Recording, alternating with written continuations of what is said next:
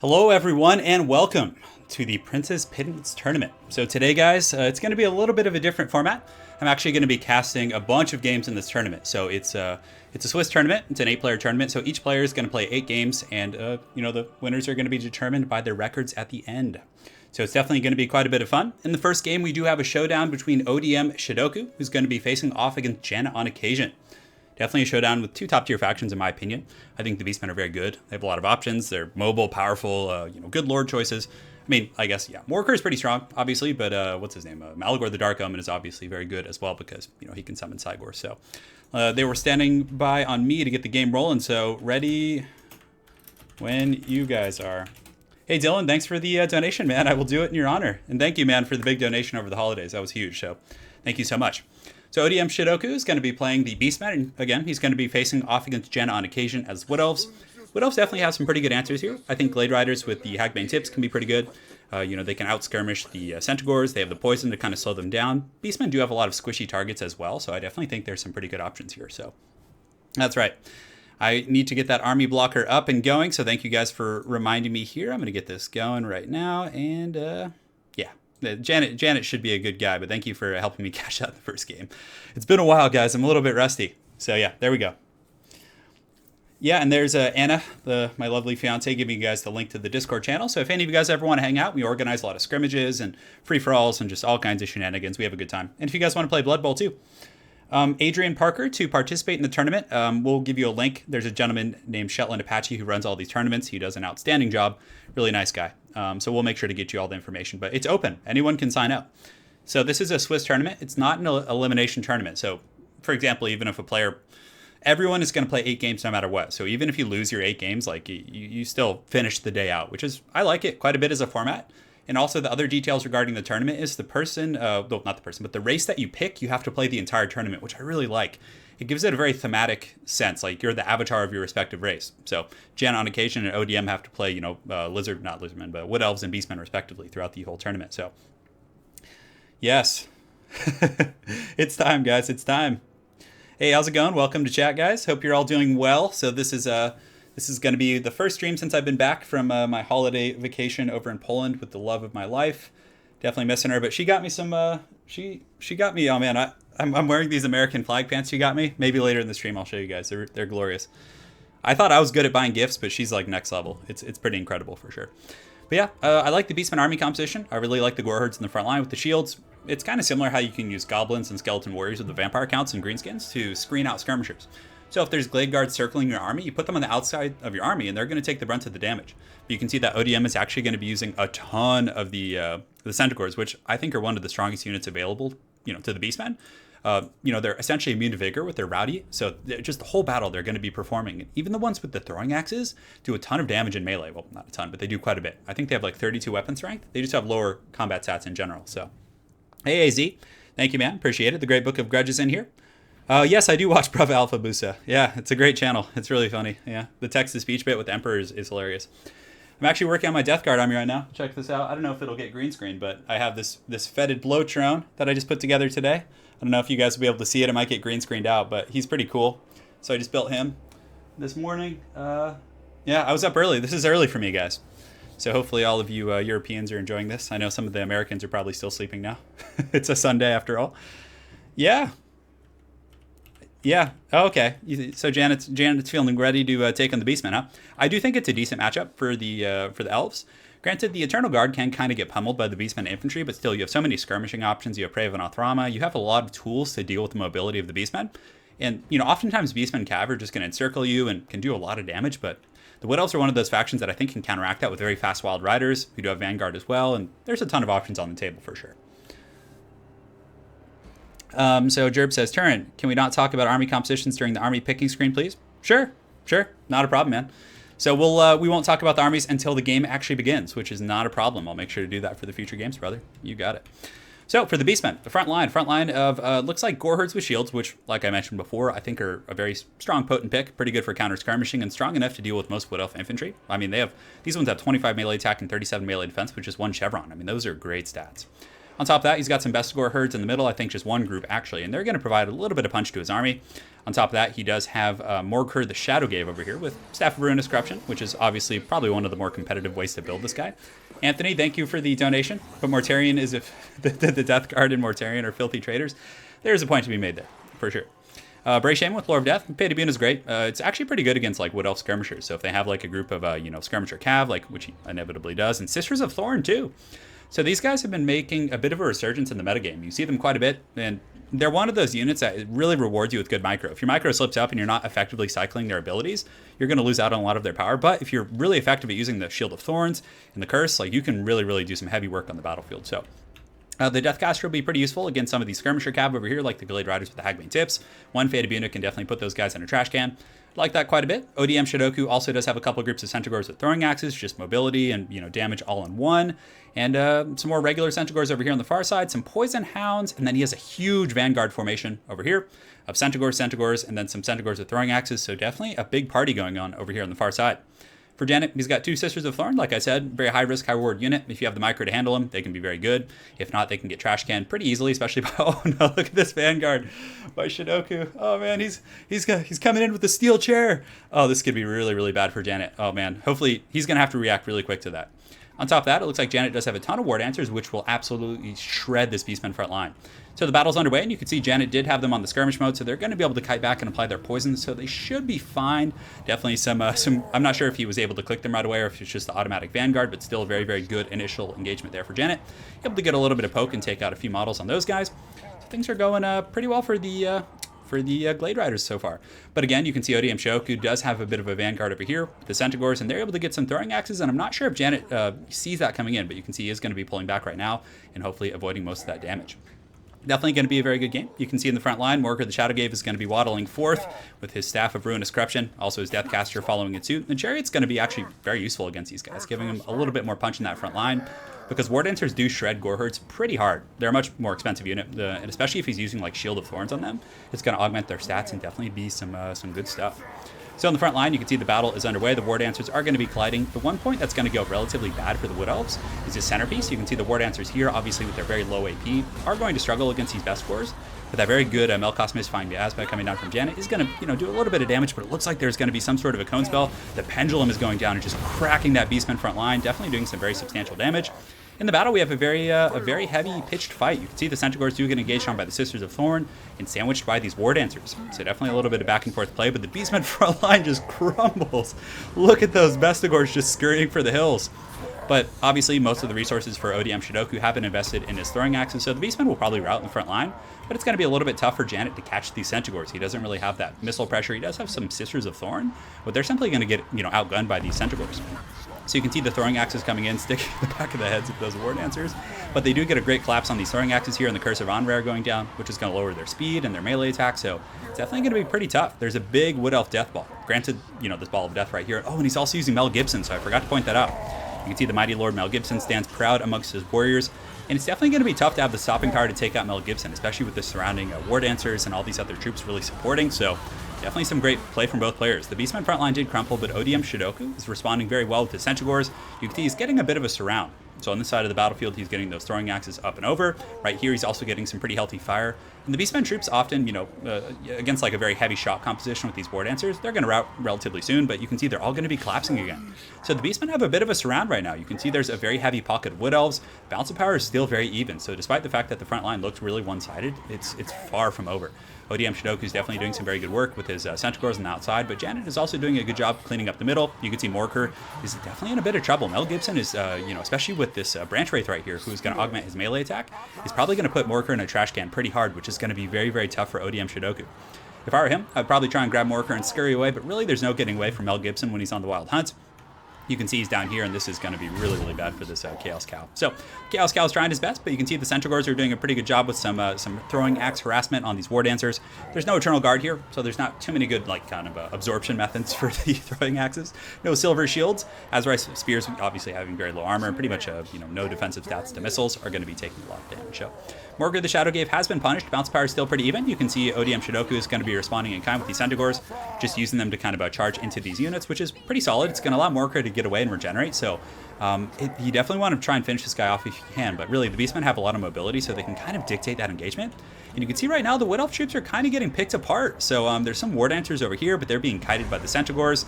There's some more Centaurs over here throwing into these War Dancers, and it looks like the Beastman mobility might be a little bit too much. Mel Gibson, you can never count him out though. He's very tough to kill, and all of the Beastman troops are relatively low, so there could be some mass terror routing from Mel Gibson. He does cause terror, obviously. But aside from that, the rest of the Wood Elf army is extremely tattered. You can see the Sisters of Thorn are pretty much offline back here. There's one group of War Dancers who are just, kind of looking for an opportunity to fight.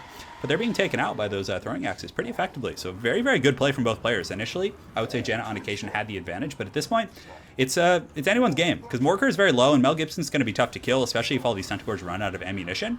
And he's able to stand there with the Cloak of Isha and regenerate. And then, of course, he probably still has Earthblood. Did he bring it? He did bring Earthblood. So he probably has Earthblood there. And it looks like there's going to be a bit of a fight here with the Hounds coming in on the War Dancers. And Mel Gibson's just going after the Chaos Scout. And it's anyone's game still.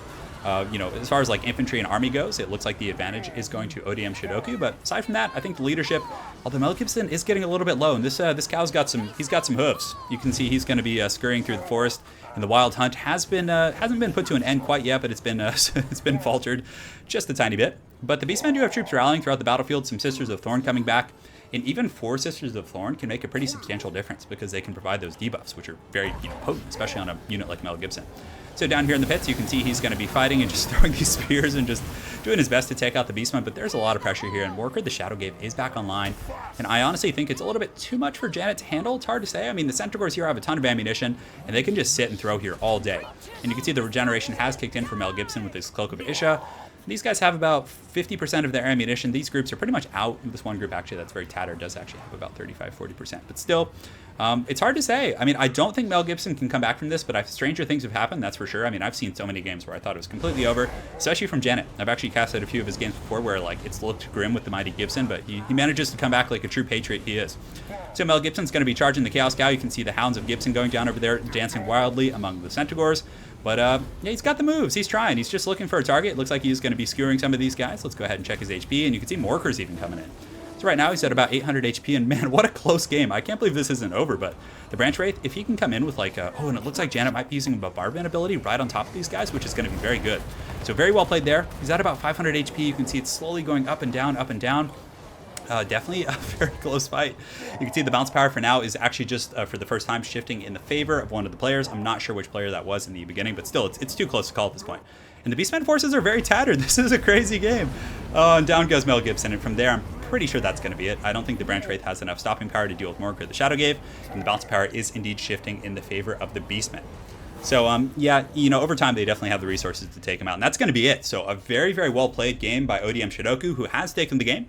And again, guys, this is a Swiss series, so it's not elimination. So each player, it's best of ones between each player. Each player is going to be playing 8 competitors in the match.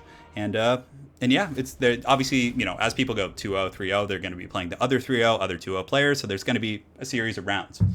There's going to be a little bit of downtime between games. We'll be making sure to jump in between. So, yeah, very well played to Janet on occasion and ODM Shidoku. That was a great game. Very well played by both players. Janet took the initial engagement with the infantry very heavily, but he didn't have the mobility to really deal with all those Centaurs and kind of the skirmishing. So it was a great match for sure. So well played to both players. Yes, yes. That was a good one. All right. So let me go ahead and jump over to Discord and let them know I'm ready for the next game. I think some of the other matches should be finishing. So let me go ahead and let them know. Standing by. Cool. So, yeah, guys, very well played. That was quite a bit of fun. So hopefully you guys enjoyed this one. Now's the time to take on some chat. So let me go ahead here, and we can exit out. GG to both of you. The stream started about 20 minutes ago, 30 minutes ago. That was actually the first game. So we're going to be casting probably 8 games in the tournament. So we're casting quite a bit. Yeah, it was the Beastmen got pretty hog wild there, but I was really shocked at how well their front line performed. It was pretty incredible. So, yeah, it was like those War Dancers shredded those Beastmen, except for the best scores. But the best scores were able to really get counter punched by a lot of that shadow magic. You can see the Melkos and some of those other effects coming down that did quite a bit of work. So, why are you on so early? Well, this tournament is relatively early. So, yeah. So, guys, we got a couple minutes of downtime. So, if there's any questions in chat, definitely let me know, and we can go from there. We'll do it to it. Yes, good. Everyone's grabbing some coffee, getting ready for round 2. Yeah, so I can show you guys some of the stuff I've been working on with my with my 40K. So let me go ahead and show you guys. I got my fetid blow drone right here for my Death Guard army. Hey, Draniel, what's up, man? Welcome to the party. So this guy, maybe I can get this. Now the light's already shining. So this is my fetid blow drone. He's pretty cool. He's like one of the new demon engines from the Mortarion, well, from the Death Guard, which is very powerful. He's got like a double flamethrower thing on the front of him, which is neat. Aside from that, I got a couple of painted Plague Marines. I'll make sure to like get a picture and put them up for you guys here. Here's the first one. It's very dark in here. My light bulb actually went out, the one I have up on the top. So yeah. So guys, it's going to be a pretty long stream today. It'll probably be 2-3 hours long. So if you guys want, I would recommend grabbing some coffee. There's going to be some downtime between the games. Pharaoh, it's I'll try and put I can potentially put the scores of the competitors. Yeah, that's actually so we can let you guys know. Who's playing next? Well, it depends on who finishes because that was the first round of the tournament. So everyone's playing at once. So basically, I'm just on standby for the next available game, and then we're going to be casting them. So the Tomb Kings drop on the 23rd, if I'm not mistaken. Yeah, not a lot of people play Dawn of War 3 anymore, which is a little bit unfortunate for sure. But it is what it is. So yeah, you can see here. I wonder if we can. Yeah. So when the first round goes, what I'll do is I'll actually get I'll get a screenshot of like the scoreboard so you guys can see like everyone's record in the tournament for the first round and everything. Yeah. So and then I'll put that up. And Pharaoh of War, kind enough to put a link to the tournament so you guys can actually check it out for yourselves in the chat and see what's going on. Hopefully I'm not sparkling too much with this this green screen here. Turin, how different do you feel the tournament metagame is? It's relatively different for sure. I mean, it's a lot more net decking. You don't see as many like fun units. It's different, but it's still very fun, and it really depends because the tournament metagame is heavily dictated by the rule set, so it really depends. Each one, like some of them limit monsters units, so everyone's a little bit different. Shetland Apache, I think, definitely does an amazing job of running tournaments in our community. He has a great set of rules that really make for fun and engaging gameplay. So I think he's done an outstanding job and is definitely a huge voice of multiplayer in our community. Yeah. Yes, Pharaoh of War did give you guys a link, and you guys can find it there. Do you think Cetro will be just a Tomb King version of Archaon, the Barely Chosen? Hopefully not. Hopefully not. That'd be a little bit disappointing. Yeah, Archaon is in a bit of a sad state. I mean, having Lore of Fire on a combat hero is kind of cool, but it's just Lore of Fire is like decent. Flaming Sword Rune isn't bad. There's some synergies with the Throwing Axes, with the Chaos or the Marauders, so you can cast it on Marauders and really augment their damage and have some cool stuff going on with Kindle Flame. But yeah. No, I'm not in Poland right now. If you're calling me a big American phallus. I love it, man. That's pretty funny. That's a Grudgeon.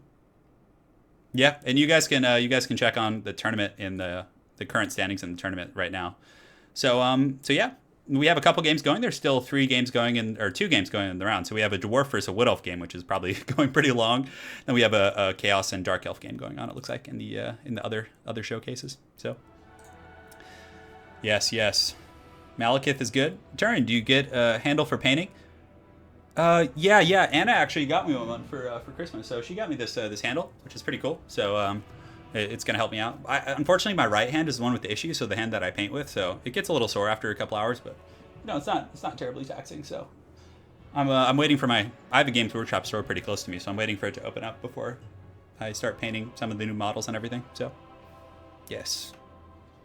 Yes, it is happening, boys. We're having a jolly time. I had some really good battles early this morning. I couldn't sleep today. I woke up at like 4:30 in the morning, and I had a few really good quick battles on ladder versus some notable personalities. So hopefully you guys are excited. I'll be posting those. What will determine the matches we see? So guys, this is a Swiss format. So in typical competitive play, there's going to be a multitude of different styles, but some of the more popular ones are bracketed elimination. So you have a bracket, works out very similar to like March Madness, that kind of stuff in professional, I guess, college basketball. And the other one is going to be a Swiss format. So you have players, right? So each player is going to play 8 times.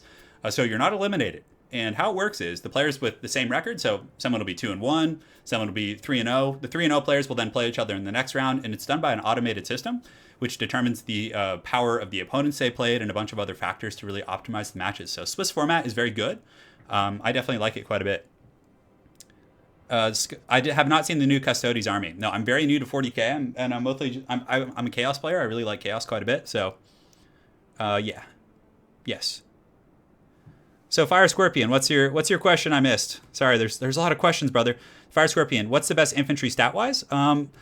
I have a bit of a fancy for Forsaken. I don't think they're the best, but I really love Forsaken. They're one of my favorite units to use. Yes, absolutely. Is Games Workshop still in existence? Oh, yeah. We have Games Workshop. I have one like 2 minutes from me down the street. They're awesome there. They're always playing, and they're super like accommodating, and really take the time to like teach me everything. They've been great. Yeah. My apologies if I don't get to all of your questions. I'm trying my best. I promise. Yes. Don't worry, Fire Scorpion. I got you, brother. Yeah. When are they going to add Rattling Gunners? Oh man, that would be a lot of fun. I mean, I'm really excited for the Tomb Kings. Again, what I really want though back are the regiments for now. I think that's going to be something that's going to be really fun, getting those bad boys back. And also for those of you guys that are going to be watching this back after the fact, I'll make sure to put timestamps out the game so you guys can jump around and really enjoy yourselves. And thank you guys so far for the donations as well as the sponsors and everything. It really helps out quite a bit. So again, I really, really appreciate it, guys. It's a huge support. I'm doing this full time, so it makes a big difference. Absolutely. Yeah, I wish I had played Warhammer Fantasy in its prime. That would be something that would have been really enjoyable for me because I was more of a Magic card nerd. I painted a couple Space Marines when I was like 10 years old, but I was always more into Magic the Gathering. That was kind of my forte, so yeah. But it's taken a huge polarity shift. I'm just all about this 40K. It's so much fun, like painting them and kind of theory crafting these lists, and the way you can really min-max with gear is so cool. Like there's so many customizations and different things you can do. So I'm not sure when Norskit's going to be back. I would read your name out loud. But I just can't because YouTube will troll my video. Yeah, sorry about that, man. Where can I watch other tournament games? Well, they'll probably be getting casted by various YouTubers. Obviously, I can't cast them all. I can only cast 8 of them, so you're getting a fairly small sample size as it goes. But you had Orcs in Tabletop. Yeah, Orcs look like quite a bit of fun. Grilled onions are pretty good. I like grilled onions. Yeah, why wouldn't I? Man, those things are delicious. So yeah, we'll probably sit back here. It just occurred to me that if I sit in that battle lobby, people can make like custom battles with troll names and just like mess with our stream. 3 Necro Sphinx will be the new meta. Yeah, maybe, because they're probably gonna have really good fodder units, the Tomb Kings. I would imagine they're gonna have like skeletons and other stuff like that are a little bit different. So it'll be interesting to see that these builds that are very wide with fodder, and then they use like heroes to augment those fodder units, and then on top of that they use monstrous units. So yeah, hey, like it. We're doing a tournament cast today, so it's a little bit different. I'm not actually playing any games. We're just going to be, waiting. We're going to be casting 8 games in total today. So, 40K or Star Wars, 40K. Hey, Jerb, thank you for sponsoring, man. Really appreciate it. Welcome to the. You've always been part of the family, but welcome officially. All right, man. Thank you, dude. Yeah. So yeah, the first game we had between Janet on occasion and ODM Shidoku. Looks like there's only one match going still. It's going to be, and let me go ahead and open this up so I can give you guys a link too. So I'll go ahead and link it here and go into the YouTube. Turn, don't forget to have the setting to save the VOD. Yeah, I got to actually save these replays probably. Yeah. Well, hopefully the players will be saving, the notable, because they'll all be on here. So I probably won't cast these ones again separately since, this is like a whole showcase just for those, right? So, so it's called the Prince's Pittance Tournament. It's run by a gentleman named Shetland Apache. For those of you guys just joining, he's a huge advocate of the multiplayer community. He just puts in tons of work running these. So here is a link to the tournament. Here is the tourney, so you guys can see the format and the rules and pretty much everything else on there, and go from there. So, yes. At Turin and everyone, do you folks believe the rumors that the Shadow Warriors are coming? Oh, that would be really cool if they were. Yeah, absolutely. Well, I'm sure we'll play one day, man. Oh, no, Shetland, no worries about the downtime, dude. I'm good just hanging out with the bros. Don't stress it. Just as soon as the game's available, let me know, and I'll jump over and party. And that'll be that. And what we can also do is, like, I can show them replays in between, so I can go in and cast, like, replays I have saved. So, yeah. I don't think it's fair to put the regiments for now. Yeah. Yeah, now we're just kind of chilling for the next matches, guys. If you guys have questions about Magic, Warhammer, Total War, 40K, let me know. Now's the time to socialize and bond. Do it to it. Guys, often when I play quick matches, the game freezes on found match. Does this happen to... Yes, this is a very common bug that's been going around since the beginning of Total War Warhammer 1. Kiosk TV, to fix that, what you do, and it doesn't always work. So let's say you're in a quick battle, right? You're searching. It freezes up on you. What you then do is you go back, you go here, and you just click multiplayer battle. It pulls up this lobby. Then you go back, and then from there you should be able to search a little bit more effectively. So, yes. Oh, Anna, that has to be a surprise. That has to be a surprise. I had a battle versus another Total War personality today, early in the morning. That was really fun. So you guys will be. It's gonna be getting casted. Just get hyped. That's all you need to know. Get hyped for the glory that's coming your way. Have I seen the new Nurgle demons? Oh yeah, I'm excited. I'm not sure how I'm gonna incorporate them into my Death Guard army. I could probably have a battalion detachment because you can have a couple detachments. So maybe some Nurglings and then like if I'm getting really crunk, maybe a Great Unclean one could be really fun. I don't know. Yeah. I'm excited for that. I think Primaris Marines suck. From my assessment, I've watched a ton of battle reports, and they always perform subpar. They're a little bit overcosted. They only have 2 wounds. I mean, and it's not. There's a lot of multi-wound weapons. They get mowed down relatively easy. I don't think like Plague Marines are tougher. They're toughness 5. They have a 5/6 ward save with the disgustingly resilient, good armor. Like I think Plague Marines are much more cost effective than those guys. Yes. Hey, Professor Pone. Unfortunately, I'm not playing, so you can't snipe me. So you just gotta pay your dues and wait. I love Forsaken just because they're so fast. That's why I'm a fan of them. They're one of my favorite units by far. Forsaken are a very quick unit. I mean, they have like, if you go into custom battles here and look. So let me go ahead here, go to Warriors of Chaos, and yeah, here they are. So Forsaken. I mean, freaking 46 movement speed is insane for a unit with 58 weapon strength and a charge bonus of 34. These guys can just be game wreckers. They are really squishy and they have a low model count, but if you're able to get them around and just go crazy, like they can do work. To answer your question regarding Magic the Gathering, Eldrazi decks are still very good and competitive. It depends on the format. I mean, in EDH, it's a little more casual, but there's tons of decks that are built around Eldrazi. Yes. Have you seen the new toys from Games Workshop? No, I haven't looked at the Adeptus Custodes. I'm more of a fan of Chaos, so I don't really look at anything else. Yeah. The best time to go on quick battles, I wouldn't say there's really a best time. It depends. I mean, it depends on who you want to play against. If you're trying to play against, Americans, it's going to be a certain time, and Europeans, et cetera, et cetera. Yeah.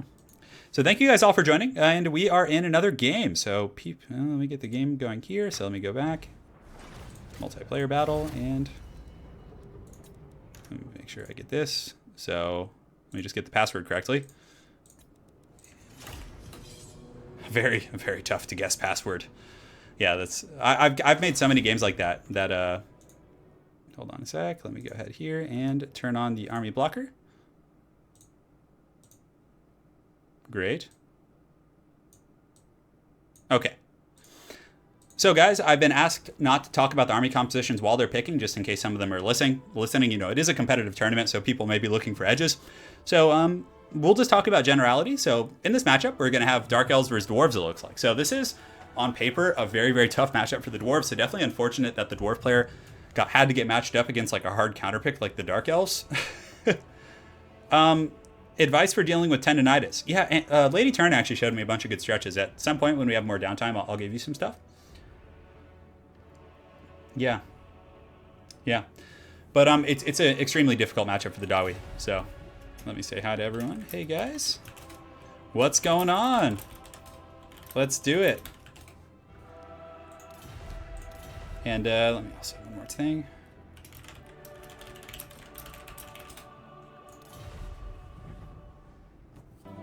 The dino is riding a horse. Yeah, I just, this was a very impulsive thing. I kind of woke up early this morning at like 4:30 in the morning. I couldn't sleep because I'm still on that Poland like time zone for my trip. And I was just talking to Shelton Apache. I was like, hey man, let's cast it. Let's have some fun. So I woke up and did it to it. Yeah, if you guys are looking for advice on tendinitis, you can look up a gentleman named Dr. Levi Harrison on YouTube. He was actually my doctor in Los Angeles, and he's one of my friends. I helped him with his YouTube channel. And yeah, check him out. He's pretty good. They have wronged us. I'm actually really excited for this matchup between the Dark Elves and the Dwarves. This is a very tough matchup for the Dwarves, so it's going to be nice to see like high-level players actually duking it out, because perhaps he's found some sort of an option here. But it's really hard. I mean, Dark Elves have a ton of options. Malekith is obviously strong, huge armor-piercing dragon. His magic is still pretty strong against the Dwarves. They have great fodder units and bleak swords. They're shielded. They can really kind of absorb the initial shock and missile pressure of that front line. Harganeth are good. Dark Shards are obviously very strong. They have shields. They can trade missile fire pretty effectively. There's chariots, AP Cav. They just have so much. It's really tough. Yes. I want Iron Drakes. even though this isn't their matchup. We'll see. And what's cool is it's a Swiss tournament, so they're not going to get eliminated if they lose. So you can be a little bit more free flowing with your builds, whereas like an elimination tournament, you have to like min max, right? You have to really just be like, oh, I can't lose this. I can't lose this. Professor Pone, brother, I had a great game with vampire counts this morning. I can't wait to show it to you. Yeah, Lady Turn in chat, she actually was like showing me all these like, that's my fiance. She was showing me all these like bomb stretches when I was in Poland that really help. So definitely take her advice. Dzień dobry, jak się masz? Can you give some advice on how to improve your game at the beginning of the adventure with Total War? I would recommend, personally, it depends. So Machine the J, answer me this. Are you a seasoned RTS player, or are you completely new to the RTS genre and like, you know, like StarCraft, Warcraft 3 type games? Let me know your ability level, and then I can give you some directions from there. Yeah. Umaeus is a new tournament player, huh? Well, you know, everyone's got to start somewhere. I don't play in tournaments either. Just I can't play 8 games in a row. My hand would fall off. Yeah. Hey, Petrucci. How's it going, man? Yeah, I love casting tournaments. I just never wake up early enough, but my new sleep schedule's changed, so I can cast these now. Yeah. Yeah, yoga is really good for sure. Absolutely. But regardless, some of the quick ways to kind of get better at the game. If you want to get better at multiplayer and campaign, they're two very different directions. But granted, starting off a campaign and just fighting against the AI and learning how to move units isn't a bad option, especially if you enjoy the campaign. Now, if you don't enjoy the campaign and you only want to play multiplayer, I would recommend, you know, finding a buddy. You can come join us in Discord, and there's people in there who will gladly play with you. And just pick like a race you like. So I would recommend the Vampire Counts or the Lizardmen for beginners, because Vampire Counts don't have like, you don't have to deal with routing units as much, and there's a lot of like very headstrong bull rushes strategies that can be very good. And just kind of you know, play around with like small points games, like 4,000 or 5,000 points. Just manage a few units at once. There's a ton of great YouTubers to check out, like for, you know, multiplayer tips. I know Party Elite's done a lot of good guides. Zarkovich has done a couple. There's a bunch of channels that have done more guides than myself. If you're just looking for like gameplay and you want to just like learn hands-on, that's kind of the style of my videos. I don't do as many like guides or things like that.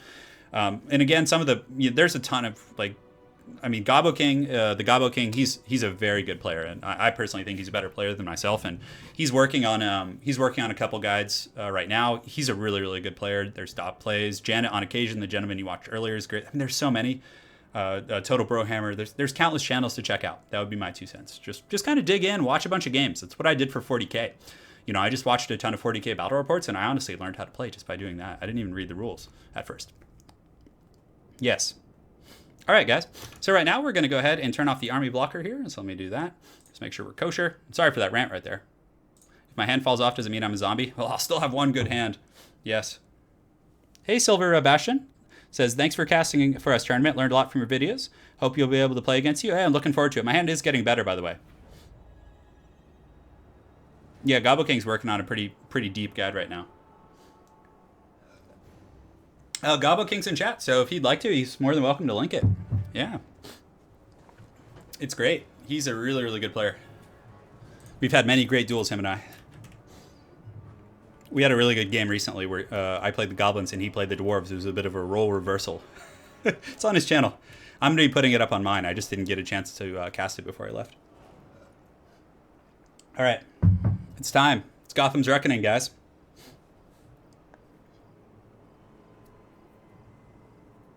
It's 58 pages. Oh, man. You like the snipe screen? Yeah, I think it was pretty good too. Absolutely. Hey, Niklas. Welcome, man. So Lady Turn or Gobbo King or a few other folks in here can most certainly give you a link to our Discord channel. Just again, if you do join our Discord channel, just please there's a section to talk about politics and share memes, so don't share those in the general chat. Obviously, avoid anything offensive or, you know, that kind of. I mean, obviously, we joke around, but, you know, try and keep it friendly, not be too much of a troll. All right, so in this matchup, guys, we're going to have a Dwarf versus Dark Elf matchup. So for the Dark Elves, it looks like they do have some Dark Riders with repeater crossbows, a very good option. They're mobile, great armor-piercing values. On top of that, he does have the Gold One Chariots. These things are absolute monsters against the Dwarves. They have armor-piercing melee attacks, and they hit like trucks with anti-infantry. I mean, just look at these Raptors. Look how, they're so cool looking. Look how badass these guys are. This would have like almost made me want to play Dark Elves in tabletop. On top of that, they do have AP crossbows, so they hit pretty hard with their missiles as well. So they literally ride through dwarves, they pierce their armor in melee, and they like shoot them with armor-piercing missiles as they're pulling out. That's what she said, and they do a great job. It's just a solid pick.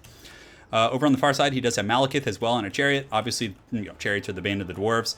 He does have a couple groups of bleak swords in the front line to absorb the initial shock damage. Just a good frontline troop. They're not going to win any beauty contests, but if there's like minors or blasting charges you need to take to the face, or just missiles you want to take from the AI auto fire, these guys are a very good choice. On top of that, he's got some Dark Shards here in the secondary line with shields, some Harganeth Executioners in the back for the heavy hitting, some Blackheart Corsairs on the flanks, which, they are kind of quick. They have 40 speed, so if there's like Rangers or things like that you really want to chase down, these guys aren't a bad option. So, yeah, I like the army quite a bit from ODM Slayer over there, so definitely some good stuff.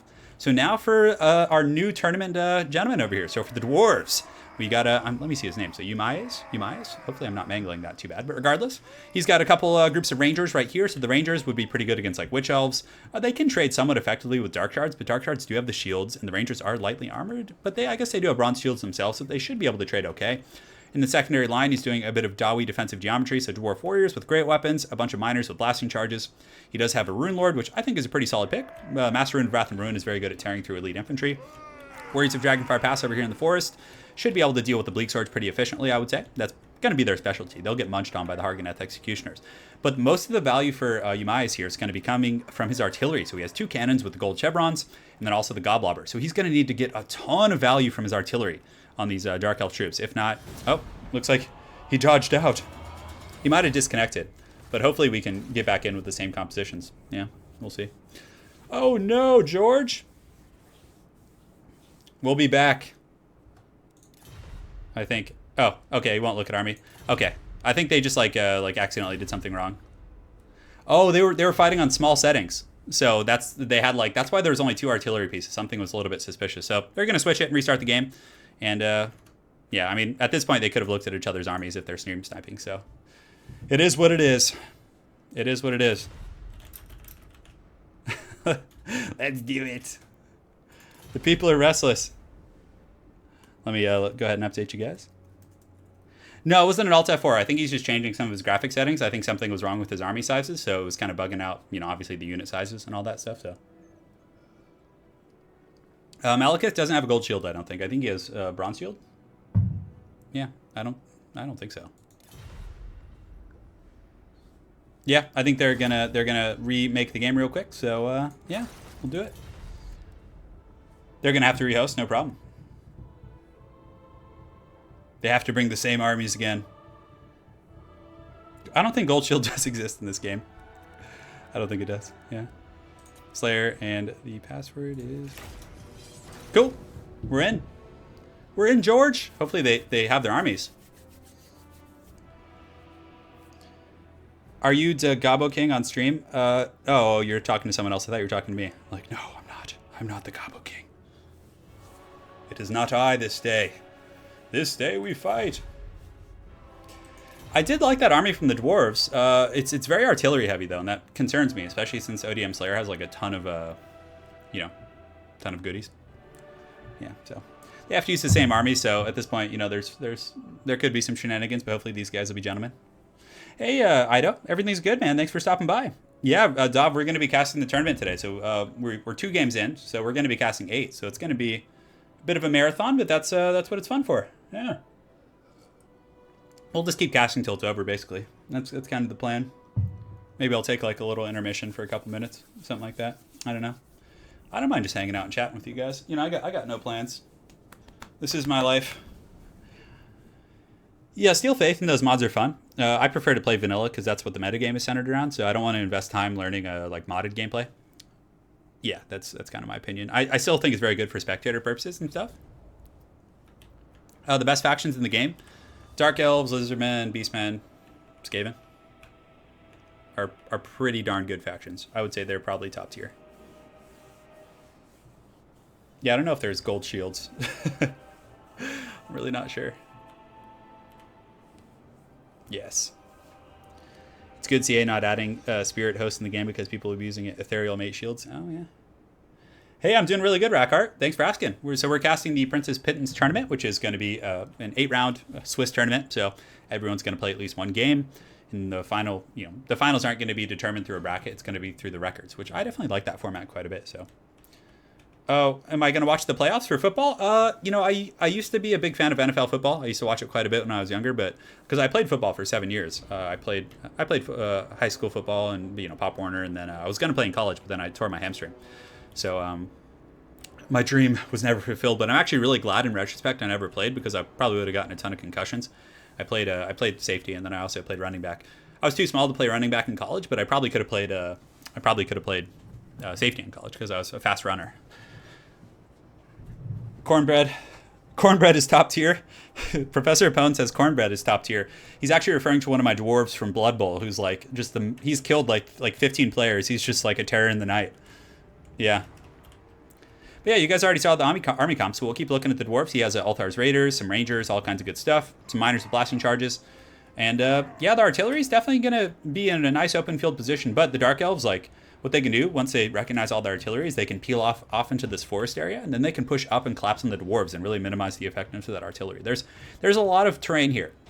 Personally, from my anecdotal experience as playing the dwarves a little bit, I probably wouldn't bring a ton of artillery on a map like this. If it was like MP Crossroads or Altdorf Outskirts, one of those really open field maps, I personally think that would be a little bit of a better option. So Peter says, hey, love the streams, Sharon, big fan here. Any factions you would stay away from in ladder?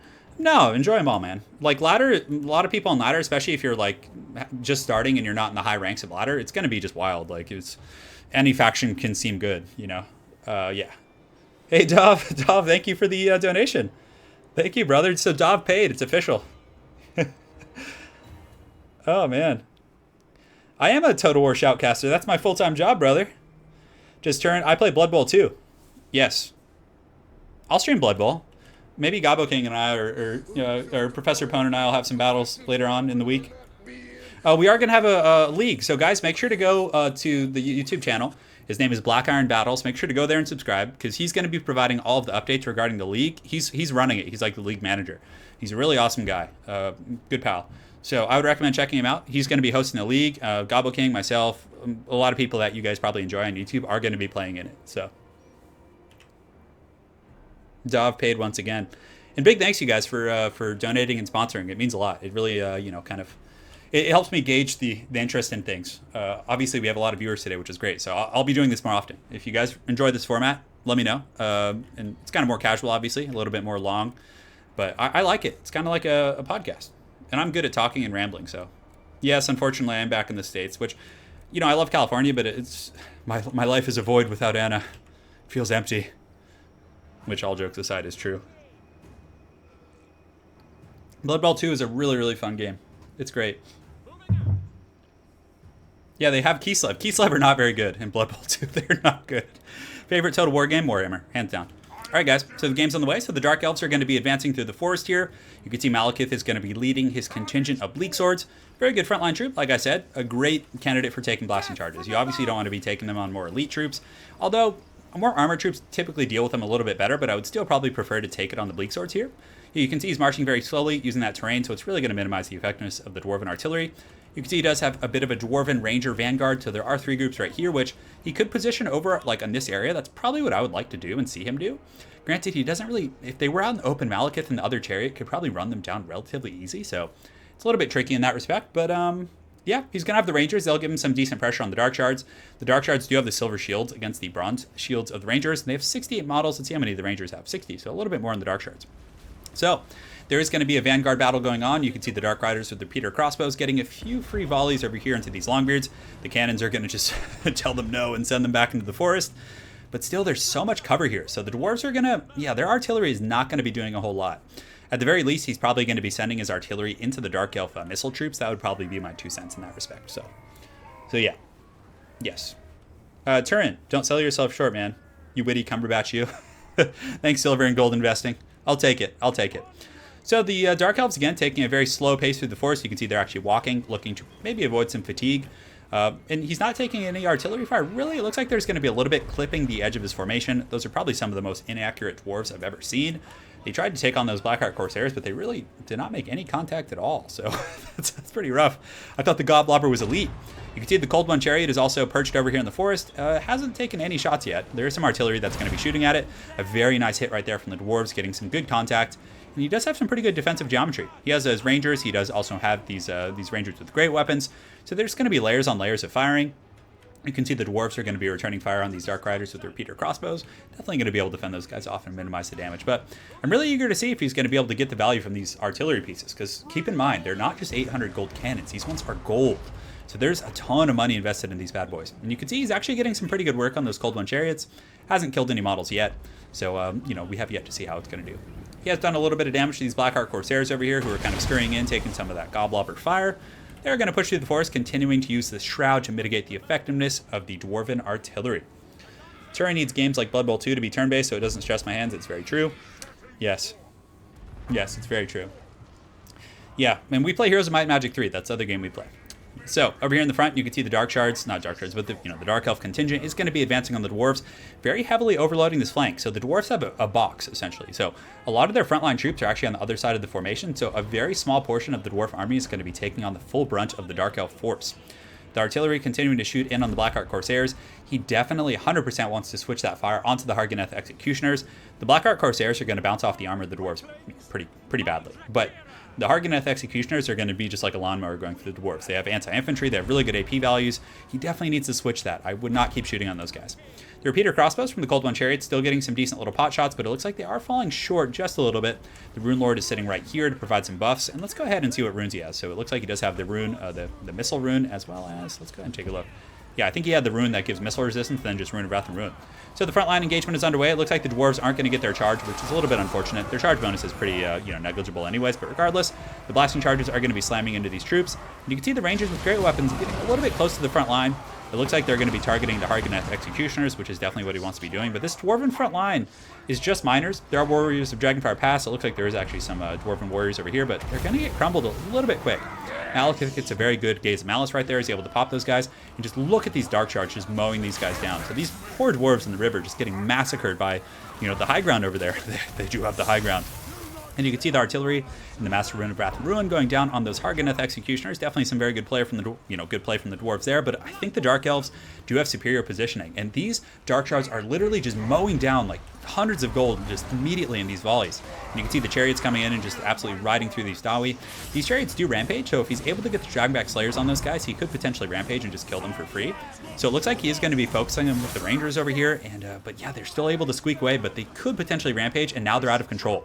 So now they're pretty much fresh meat for those Slayers over there. So in the back line, you can see these Rangers are getting picked apart by these Dark Riders. They definitely probably want to turn around and just shoot those guys. It'd be pretty free. The bounce power is still somewhat even, but I would say at this point, as far as like the overarching sense of the battle goes, I feel like the Dark Elves, they just got their murderous prowess, so they're going to be much stronger now for the next 90 seconds.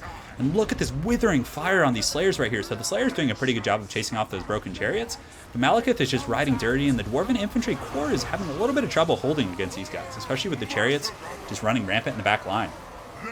Yeah. So yeah, so far you can see these troops are going to be pushing in here. The Dark Shards are just going to be advancing and just continuing to like just lawnmower down these dwarf forces. You can see the Rangers here, they do have this bronze shield, but they are being engaged on by some infantry, which is going to be bad. And honestly, I think it's pretty much it. I don't think the dwarves can come back. They have too many resources invested in these artillery pieces, which were relatively ineffective based on the terrain of the map. So over here on the far side, you can see the Harganeth Executioners are just going to be cleaving some of these Rangers. They will put up a decent fight. I mean, Rangers aren't pushovers in melee, but still, Harganeth are the elite of the Dark Elf Infantry, and they're going to make quick work with their anti-infantry bonus. So the bounce power is still somewhat even, surprisingly. So the dwarves, I guess, do have a little bit of a pocket back here, but Malekith, and just look at this, they have a ton of ammunition. The Dwarf Lord is just kind of surrounded by armor-piercing troops. He does have some Longbeards kind of fighting hand in hand with him, but it's gonna be tough. You can see some of these guys are getting sent flying, but the Dark Shard fire is just advancing. Just their inexorable advance is going to be pushing forward, just kind of wearing these dwarves down. A Blade Storm going down in the back on the artillery. Artillery doesn't look like it did much. You can see the artillery is obstructed. He probably just wants to honestly start focus firing the Dark Shards. Like, that's probably what I would have done when the fighting started. Because, like 24 kills here, 14 kills there for something you spent, like, 1,000 gold for. Like, imagine how those have been, like, hammers. Hammers probably would have gotten at least 60 or 70 gold. Granted, they would get melted by the Dark Shards, but at least they would do a little bit of damage. But I feel like the artillery was relatively ineffective here. So the Harganeth Executioners are going to be chasing these dwarves off the battlefield. You can see they're trudging through the swamps, just kind of massacring these guys on their way out, which is very, very tough. And those guys had the great weapons too. So they actually, the Ulthar's Raiders probably put up a decent fight. You can see they did some damage to those guys. But I think from here, the Dark Elves are just going to sweep. I don't think there's anything else the dwarves can do. They do have some proud Dragonback Slayers who are just fighting to the bitter end against these Dark Shards here, which is definitely pretty nice. Looks like there's going to be some Dwarf Warriors doing a bit of a last samurai charge up the hill into these guys. And yeah, that's that. You can see some karate kicks coming down, definitely doing the Dawi people proud in their final hour here. And that's going to be it. So it looks like the Dark Elves are going to take this game, guys. Yes, yes. That was a great game. I mean, it was fun to watch for sure, but I think the Dwarf army composition was a little bit... It could have worked on an open field map. So had they been on like MP Crossroads, which is one of the more like most open flat maps, it might have worked. But Dark Elves just had too much cover, and also his Dark Shards were able to just lawnmower these Rangers. Like, it was brutal. And he came through the forest, so he had the high ground, he had the cover of the forest. It was just really tough, like, because this is a massive investment. With the gold chevrons, I think they cost like 1,000 or 1,100. It does greatly improve their accuracy, but still, it's not enough to really win out the day, in my opinion. So yeah, very well played to ODM Slayer with the Dark Elves versus Yumeis. The Dwarves definitely put up a great fight, but unfortunately for him, the Dark Elves were able to march forth and lawnmower those guys. Yes. So guys, we're gonna get ready for another match. GG to both players, and right now we're just gonna wait. So let's go. Let me go ahead and jump over to Discord and see what else is going on. Cool. Ready for the next one.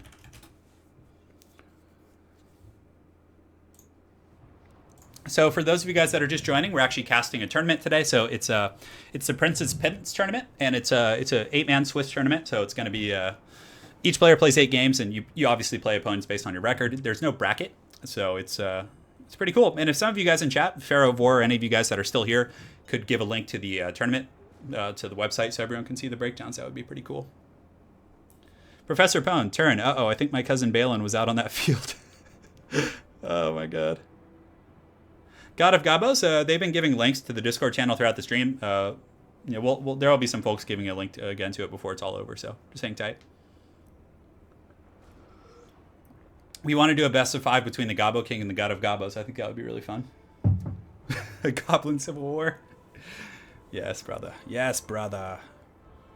Yeah, there was a case to be made for chevrons on artillery in certain matchups because it gives them a huge accuracy buff and really allows them to snipe heroic targets. But they had a couple chariots, but aside from that, it was a very wide army, very heavily reliant on Dark Shards and Harganeth. So the cannons are going to be really, really, really ineffective in that matchup, in my opinion. So, yes, so that is it. Here you go, guys. Tourney details. So if you guys want, you can see the current standings. Obviously can't cast every game, but we're going to be going through and casting. The next game, we're not sure when it's going to be. Probably in about 10 minutes, I would say. And my axe. The Gabo Bowl. I think that would be pretty fun, right? So we're going to kind of sit back and do some stretches. Oh, you guys want to see the glory? I don't know if it'll get green screened out, but Anna got me these like American flag pants. You guys can you see them? Probably not. They're really good. Ugh. All right, time for some stretching. Turin. Is there any algorithm that decides whether a victory is Pyrrhic and decisive? Yeah, I don't know how it works though, because like there's been games where that have been stomps and it's like Pyrrhic or close victory, Pyrrhic victory. It's kind of ridiculous. So, yeah. So yeah, guys, you guys can probably. Oh, I just looked at the feed. You guys can see the edge of the American flag pants. So who's playing next? I'm not sure which game I'm going to cast. It's basically dependent on like where everyone is in terms of the standings and everything. Yeah, I've seen The Last Jedi. Nico. Yeah, it was fun. I don't like it as much as the old Star Wars. There were some themes in it I didn't really enjoy. I don't want to spoil anything, but I have a lot of criticisms of it for sure. But it was still fun. I mean, science fiction, whatever. It's lasers, spaceships. I'm happy. You know, fantasy is more my genre though. I prefer fantasy stuff. Yeah. Yeah, Lore Master of Sotek is playing. We'll try and cast one of his games before all is said and done. Yes. Yeah, and the Gabo King just linked the Prince's Pittance kind of standings to you guys, and I can probably actually have them pop up. Let me see here. So what I can do. So it looks like the first round, there's only one game going. So we have a Chaos versus Wood Elf game going in this round, and then they're going to be starting the next round here. So let me get this here.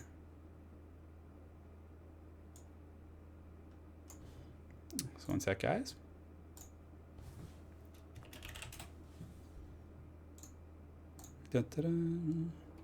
Game 1 is finishing up. All right, guys, we're almost ready to party. We're good. So I'm just finding something for you guys real quick here. Just give me a moment. I don't know where I saved it because I'm a huge noob. Just a fat noob. I can't figure out how to do like basic creative things on this world. So yeah, so the way this tournament works is that you pick a race, and whatever race you pick, you have to play for the entire tournament. So it's kind of cool. It prevents faction dancing, which is one of the most annoying things about multiplayer. So each player obviously has to play whatever they pick, and you have to live with it. You can't like dance around and just troll your opponents, which oh my god is so horrible. So okay, so we're gonna save as, and then we're going to save this to the desktop.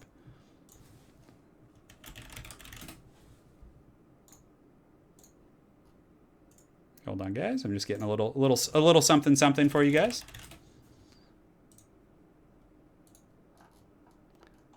So between each round, I can actually do this. I think it would be kind of cool for you guys. So yeah, I'll do this, and then.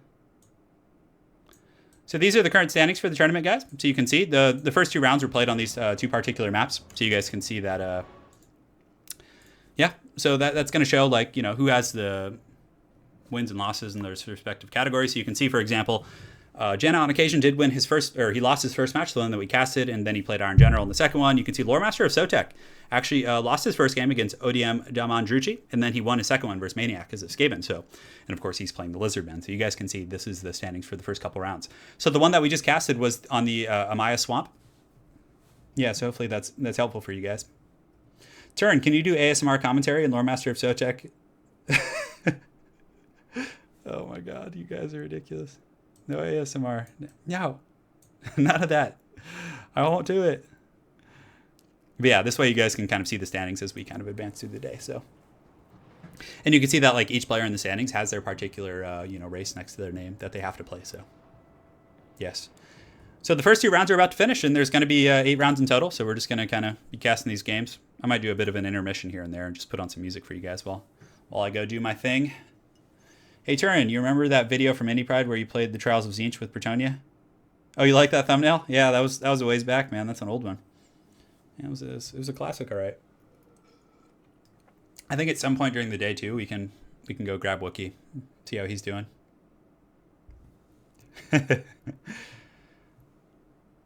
So Ador, the brackets are the way these brackets work, guys, is. You guys notice, you see where it says the first map name up here, where the mouse is? The second name, like each of these are a round, right? So the players are going to have a winning or a losing record. So these are 2 separate rounds. So you see I'm not even going to try and say that. And then the Maya Swamp, they're separate rounds. So it's not actually like one complete bracket. So you just keep playing different players until you played 8 games. And every round you play a player who has the most similar record to you. That's kind of how this works. Yeah. Yes. Very good, brothers. Trials of Tzeentch is yeah. The Indie Pride definitely does a good job with those. They're a lot of fun on the channel. So yeah, the last game is actually a Chaos versus Wood Elves, which has the makings of a pretty long match because obviously Chaos has to chase Wood Elves into the end of the world. It's such an annoying matchup for Chaos. Was it a 1-on-1? Yes, this is a 1-on-1. Yes, it is. Yes. And yeah, you can see the matchups as well. Dark Elves and Beastmen are the only unbeaten factions. Who would have guessed? Yeah, it's very true, guys. A random gen tournament would be very fun. Sometime in the next week or 2, I'm going to be doing a tournament on my own channel as well. It's just going to be an 8-man tournament, and it's going to be best of 1 single elimination, and the finals will be like a best of 3. It's going to be a quick 2-hour tournament, but I think it'll be really fun. Yeah. We'll be doing something in the next week or 2.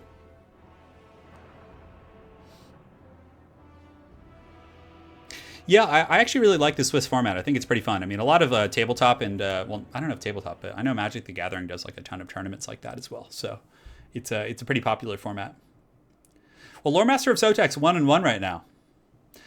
Peter, to answer your question about the vampire counts, if I were playing in this tournament, I would actually probably play the vampires. I love them in competitive play.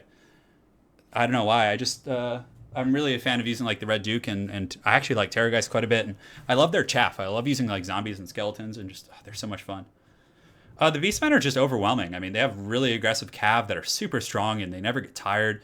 Their infantry are fast and hit hard. They have good like they're just very powerful. Yeah. Cygor spam is pretty broken as well. It is. It's pretty gross. Yes. Yes. It's a foul. It's a foul tactic. No Empire players in this tournament. No. I'm trying to. Let me go ahead and take a look so I can be on the same page. So, yeah. So we got Lizardmen, Skaven, Dark Elves, Wood Elves, Beastmen, Greenskins, Dwarves, and Chaos. Those are all the factions that are going to be playing. My favorite vampire build is to use a Flying Lord, so it can be Manfred or the Red Duke, and then I like to use a Terrorgeist, maybe sometimes two, depending on the matchup. Front line of zombies, 2 skeletons, 2 Graveguard, and then you can kind of get Black Knights, you can get just a bunch of other units depending on what race you're playing against. Yoni says, what are your thoughts on the limitation for special and rare choices turn? What would make the game more interesting? So I think that there's a couple things that could be changed that would really be conducive to a more healthy multiplayer environment. And I think that would include, firstly, you have to pick your race before you go into the multiplayer lobby. You pick it, you play. Then, to address dodging, you can't dodge. If you dodge, you get a 15-minute penalty. You can't play for another 15 minutes. It's kind of like very similar to other RTS games where if you like in League of Legends, if you dodge out of a quick battle, it penalizes you. You can't then play for like half an hour. I think that would be very prudent. Something like that, it's a little bit tricky because a lot of people there's going to be troll players, right, that you want to avoid. So therein lies the issue. I think that if they did some more limitations on like spamming of like skirmisher units and things like that, and yeah, that kind of stuff, maybe it could end up working. There's so many variables though, because you can cheese a lot harder in this game than you can in something like StarCraft. So it's pretty crazy. An MMA channel, oh, I love MMA. In yesterday's tournament, Witch Hunter killed 8 Bestigors with 1 shot. That's quite heroic. That's quite heroic, guys. So yes, we are in the Princess Pittance tournament, and Shetland Apache and those kind gentlemen who are running it have been giving you guys links. I'll continue to throw some links up so you guys can see it. But yeah, he runs tournaments quite a bit. So if you go onto the challenge.com and you actually follow his profile, he does like weekly tournaments. So if you guys want to play, it's a really good way to get better at the game quick. Unfortunately, I can't really do it because I can't play more than like 4 or 5 games in a row anymore. Sadly, it kind of sucks. I can, but it really sets me back for like 2 or 3 days. But yeah, like just follow him on here, and you guys should join if you really want to test your mettle and improve quickly. Like you're gonna get smashed, but you'll get better. Like it's definitely good. It's good for you. Yeah, I know. I'm saying League of Legends isn't a RTS, obviously, but I'm just saying like the format of punishing people for dodging would be nice. Yeah, if you limit the number of certain units people pick, like make it so they can't pick more than like 3 chameleon skinks or like 3 glade riders with hagbane tips, whatever. Like stuff like that would be very, very healthy, I think. Yeah. So the Chaos vs. Wood Elves are actually fighting in the finals. So you guys see on the scoreboard that I put up, those are actually the that's the current round. So the only one that hasn't finished is the frickin' let me see. Yeah. So the Chaos vs. Wood Elf game is still happening. So they're going to that full 20 minutes, it looks like. Yeah, there are hard Gary, the friendly little lizard, to answer your question, there are some very hard counter matchups in this game, but regardless, it's part of the game. And if you pick vampires, and your opponent picks, lizardmen or whatever, right, and you queue up, you face each other, you're forced to play a hard matchup. You have to deal with it. You have to learn. It can be won. It's going to happen, and sometimes it's going to be in your favor. You're going to queue up with, Beastmen, and you're going to be facing off against, Empire or something, or, a faction that you can really just run over, or dwarves. And you're going to have the advantage sometimes, and you're not going to have it sometimes. So you really can specialize at these races, and I think that would be much healthier. Yeah. You love playing Bretonia? Yeah, Bretonia's a lot of fun to play. They're not very good, but what if I join? I get to smash? Yes, God of Gabos, you can smash if you join the tournaments. Yes. I was actually going to make a video relatively soon on some thoughts for multiplayer. Yeah. Yeah, tournament casts are always a fun time to watch. And again, we'll be timestamping all of these videos for all of you guys. Man, I'm straight up sparkling in the corner here. I was just like looking at my webcam. Let me see here. Why do I have like a green sparkle? It's so weird looking. Hold on, let me go to filters and change that. Can I fix the sparkle? I don't want to disappear into the shadow realm here. Okay, let's try this. Oh, that like makes me disappear. Oh man, this is bad. Oh no, and then Why? What's happening? Oh, well, whatever. Who cares? I think it's the light that's like shining back there. Let me go ahead. Like, where is it? Is it back here? Hold on. Oh yeah, it's right over here. Why is that part? So I think it's because there's like a huge torrent of light coming in from the window over here. Hold on, let me see if I can fix my haggard green screen. I literally just hang it over my bed frame. It's so haggard. You guys would be proud. Whatever. I can be sparkling green today. I'll take it. Is there another stream of this tournament happening? I'm not sure. I think I'm the only one doing it right now. So we're just waiting for the last game to do it to it. So yeah, we've been having a good old stream today. We've been over an hour. Yeah.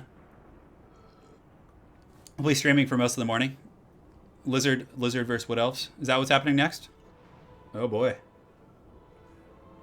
Maybe we'll get to watch Lore Master of Sotek do some battle. You guys thought he was just a Lore Master. No, he is not. Yes. And yeah, let's see who else is playing. So we got VM Vin Lizard, Sarmatian, Maniac, Centurion, Slade X. That name I recognize as well as a lot of the ODM guys. Yoami's for the Dwarves. Oh, and we got our next rounds up. Cool. Very, very cool, guys. So I'm going to be getting to it here in just a moment. So if you guys go, you can see Shetland Apache has posted the next series of games on the deal there. Let me go ahead and hide the standings here. We can remove that. It is time. Yeah, it's the same as ladder, the time limits, if I'm not mistaken. So, yeah. All right, so let's go ahead and go to multiplayer battles. And Shetland Apache is just finishing. So the next battle is going to be on MP Peak Pass. And if I remember correctly, I think that's a somewhat open field battle. Yeah. So yeah, there's a lot of good matchups coming in this one. It looks like, yeah. Oh yeah. There's going to be some fierce battles. So let me go ahead and link it to you guys. Here you go. Check it out. You can see the next round standings. And we're going to watch Ven versus Sarmatian. Password is there. I almost read it out loud to you guys. All right, so let me go ahead and find it here on the list. Looking here. Slayer, Dirac. Should appear in just a moment. I think they're still like hosting it and everything, so. One sec. I still don't see it. Where is it? Should pop up shortly. You guys want a Surtha Ek build? Oh man, oh, I don't know if these guys are going to do it. Let's see it. One sec here. Make sure I have these guys added on Steam. That often helps too. So we'll do that. We'll do that. Add those guys. Good.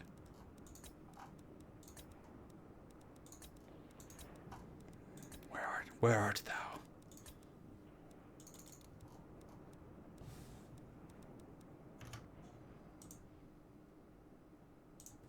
Just gonna make sure to add these guys real quick, guys, so we can do it to it.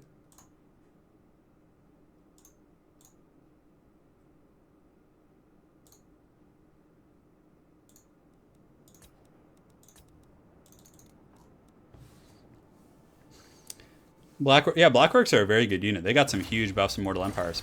Huge buffs. So definitely not something to be discounted. I think the Greenskins can still be pretty competitive. I don't think they're like, you know, among the top tier, but I still think they're like a really good faction for sure.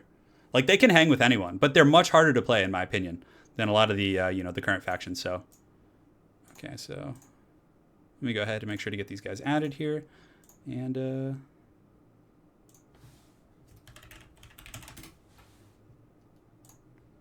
cool. I just added him to my friends list, so hopefully they'll grab that real quick. And I see it. Great. It is time. It is time, brothers. Rejoice.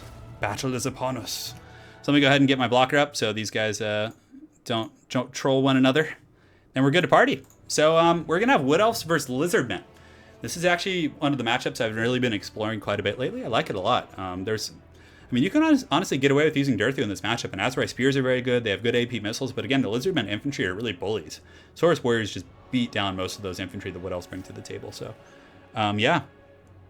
What build do you prefer with Greenskin? So, Adrian Parker, in order to answer that question, I'd have to give you I need a little bit more context. Like, who am I facing off against? You know, greenskins. So give me a faction. Like, for example, if you're playing a very heavily armored faction, let's say you're playing High Elves. Against High Elves, I like 3 Black Orcs and 4 Orc Boys. The Orc Boys are just fodder and chaff. They kind of, absorb some of the initial shock. They're good against Spearmen. They can circle the flanks. I use 2 Goblins on my flank. The Goblins are to do counter skirmishing. So if they have like Illyrian Reavers, you can just screen them out with the Goblins who have silver shields and like 120 models. Azag's probably the best pick. Fadabuna and Spirit Leech, both very good. He's a powerful duelist. He's quick, poisonous. He's really, really good. So there's a ton of stuff.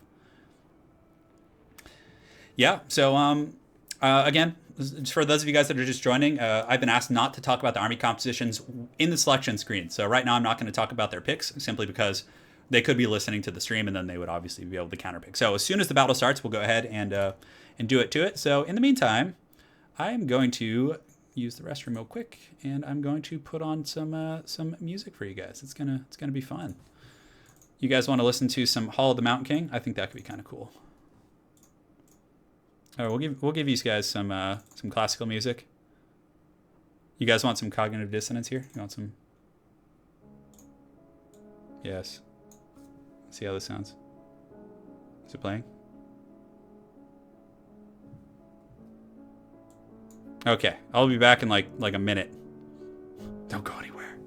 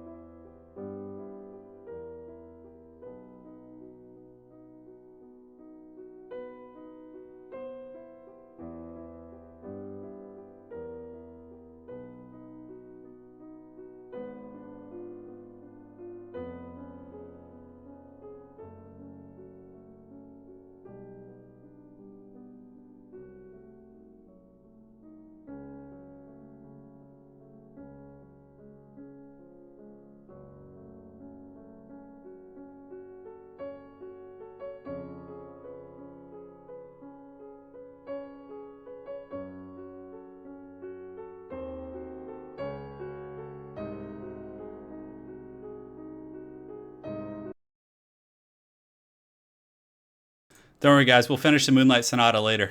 It'll come back. Oh, and we're actually in the game. Cool. So let me go ahead and take the screen blocker off firstly. Make sure we're... Good timing, but man, good timing. So now I can actually talk about the army compositions. So, existential dread intensifies. Oh my god. Okay, guys. Empire versus Skaven, I would recommend using Cav. Cav are really brutal against Skaven infantry. Like Knights of the Blazing Sun, Reiksguard, they all do a very good job.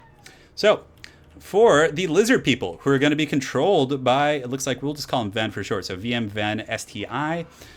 Yeah, well, anyways, the STI does stand for something. So we do have the lizard people. So in the front line, he's got Saurus Warriors, which honestly are pretty durable. They have shields as well, so they're going to be able to mitigate some of the pressure. They have okay armor values at 60, so against like Dryads and War Dancers, they are going to be somewhat durable. I definitely think this is going to be one of the places where the lizard people will do pretty well. On top of that, he does have a fat orange sherbet Slan just sitting here cackling atop his toilet seat. He does have the Bound Banishment, the Blood Statuette, which is like kind of like a mini Fadabuna type effect. Not as much damage, obviously. Arcane and Forging and Tempest. Tempest is very good. If the Wood Elves decided to get like a Eagle or, a Lord on an Eagle with Prey of Anathrama or a Dragon or anything like this, Tempest is pretty much a hard counter. It just shuts them down horribly. 2 Skink Chiefs, obviously just a troll to maximum with their 100 ammunition, which is pretty hog wild. So we'll see how those guys do.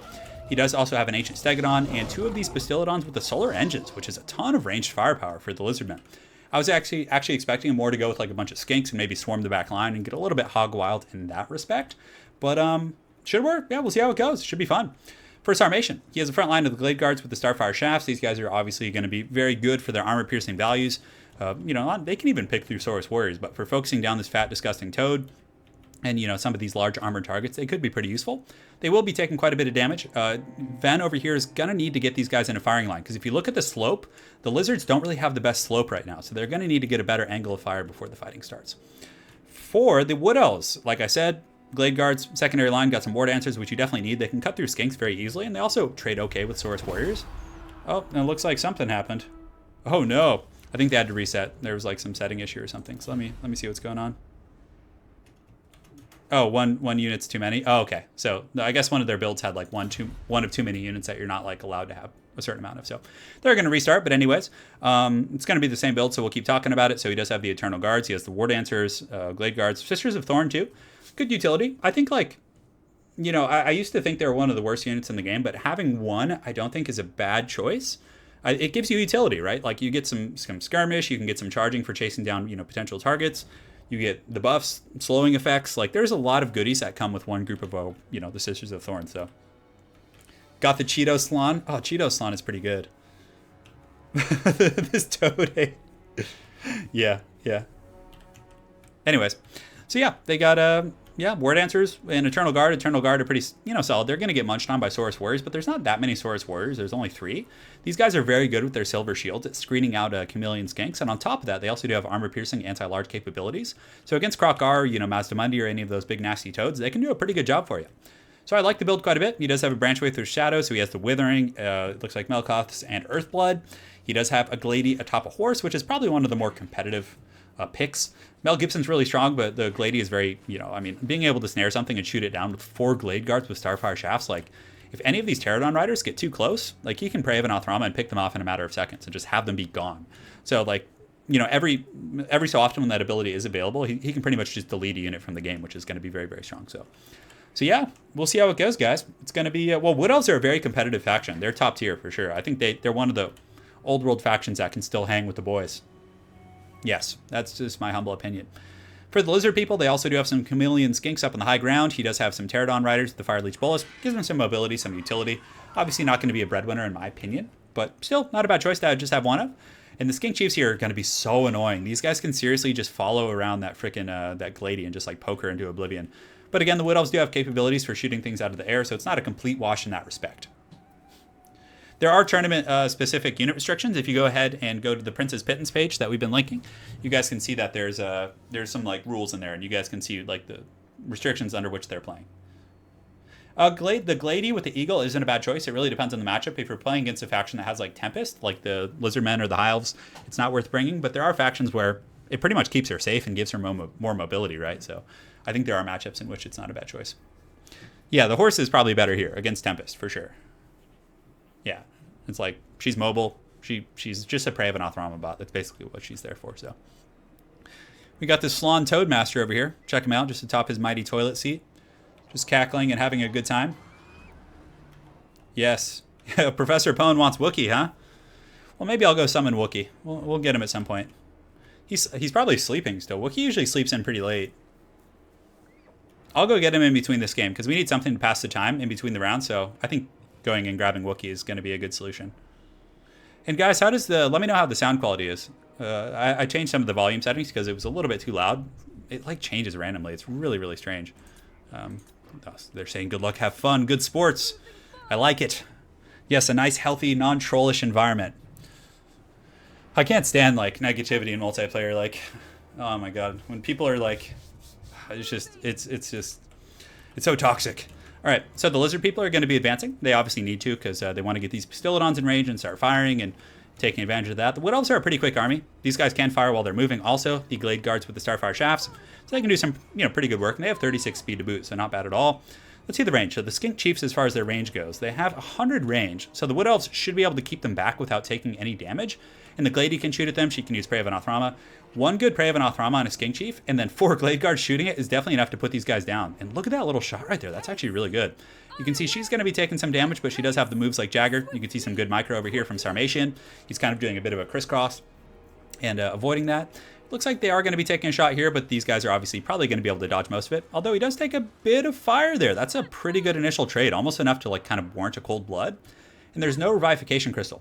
Now, if I were the Lizard people, what I would have done is gone up to this hill right here and get that high ground and start shooting down, because here you can see the slope is a little bit poor. Like the the poor Bastiladon, Gary over here, is probably going to be taking a lot of, like, he's not really going to be capitalizing on his range, in my opinion. So the Sisters of Thorn out on the flanks are going to be cackling and trolling, having a good old time. You can see the Pterodons are just getting shredded by the Wood Elves right there. So, oh, and that Praevannoth Rama, like I said, guys, it's a kill button. If you're prepared and you have your archers in position, that's like get wrecked, bro. Like they're going to get taken down pretty hard. So those guys are probably going to shatter and be out of the picture. I would probably just focus them until they shatter, to be honest. That's, you know, 700 or 800 gold right out of the door. Pretty good pick right there. The Sisters of Thorn using the Curse of Onmare to slow the speed, and they're going to be riding down the Chameleon Skinks, it looks like. Are these the Sisters? I think it is. Yeah, these are the Sisters of Thorn. So definitely doing a very good job so far. The Lizardmen skirmishing has been relatively ineffective. You can see the dinos are going to start shooting, but the problem is that they're so darn close, but look at those cleaving shots just going right through those guys. So that's some power right there. Look at George is going to... George, you deserve a good time. You should waddle back to your bros. You can see they're throwing some spears and actually getting some pretty good damage in. I don't know if it's going to be enough to justify the losses he's taken over here. The poor little chameleons are just being massacred by these sisters. And also the Glade Guards with the Starfire Shafts, despite that 40% resistance, are still going to be, you know, pretty helpful in melting these guys down. So I don't know, the Lizardmen, I don't know how well these guys are going to work, these laser lizards. There is some pretty good healing over here, so like one Earthblood right in this pocket right here could pretty much counteract most of the damage they've done henceforth. On top of that, the two Skink Chiefs on the high ground are going to be just poking the Glady. That's probably what I would choose to do. Maybe put one on the Branch Wraith and one on the Glady just to be annoying. But as soon as these Glade Guards get back in position, they're going to just melt these guys. But still, very good damage coming down from the Lizard people over here. So you can see Ven doing some pretty good work, poking down this Branch Wraith. Branch Wraith does also take some damage from the Overcast on its own Earthblood, so kind of negating the healing it's going to get on itself, but still not bad. So over here, the Sisters of Thorn are going to be chasing off the Chameleons. A very, very good catch early. Those are one of the most annoying units in the game. Being able to pick them off that early, I think, is really, really good. So, oh yeah, the emo Luke thing. Oh yeah, don't get me started on that. It looks like there was going to be a pendulum going down. It looks like it was a bit of a miss right there, so it doesn't do the most damage. And the Saurus Warriors are engaging in the front. So finally, maybe the Lizardmen can, you know, make a bit of a stand here, just, you know, overwhelming the front line. You can see this big angry Stegodon right here. He's looking right. Look at him. He's following me. Its face is following me. It's so funny how it does that, even when it's in like combat there. So. Looks like there's going to be a bombardment going down right here. It looks like a banishment from the Slan, the Cheeto Slan, as the Godbow King has coined him. It's going to be doing some pretty substantial damage to these Glade Guards with the Starfire Shafts. Aside from that, it's going pretty well for the Lizard people in the front line. The Laser Toads in the back, or the Laser Dinos, are just going to be shooting at the Sisters of Thorn. The Chameleon Skinks are actually back online. The Banishment obviously doing some pretty good work. And it looks like the Glady is just getting hammered by this Ancient Stegodon, so definitely very tough. The Starvation was, got caught there for a moment. Definitely shouldn't happen considering how fast the Glady is compared to the Stegodon. Also, he does have his Eternal Guard now fighting the Stegodon, which is very good. A ton of armor-piercing missiles coming in to take down this big beast. And yeah, they're shooting over there, doing a pretty good job. You can see the Skink Chief is also flying over in the high ground. Probably just going to keep pressuring this, and this is really bad, getting his Glady this low. Because, the Lizardmen have a lot of durability here. He's going to need a lot of stopping power to take out all these threats. And you can see the Branch Wraith has actually been killed, so I'm really, really surprised, based on that start, that this is going this well for the Lizard people. The Stegodon in the back did take a bit of damage initially, but it was able to push through and start trolling some of these Glade Guards, and it actually does terror route them. So definitely some pretty strong stuff. So very well played by both players. They both had their ups and downs in this game. The Laser Lizard is going to be shooting into these Glade Guards with the Starfire Shafts. Definitely performing pretty well. The secondary Lizard right here, let's go ahead and take a look at their kills. So 21 kills right here, and then this guy is rocking 70. So a true MVP. You can see this guy's just sitting here drinking his Mountain Dew and his Cheetos. Just, he's not really doing much. Very typical of the Slan, I would suppose.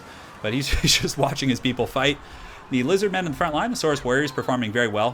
52 kills here, 41 right here. These ones are at 45. So doing pretty well, but the Wood Elves do have a pretty overwhelming force here, and these Azrai Spears, if they're able to get back into the Lizards here and start chasing some of these Bastiladons, they're really going to melt them very, very quickly. The Lizardmen don't really have any backline troops.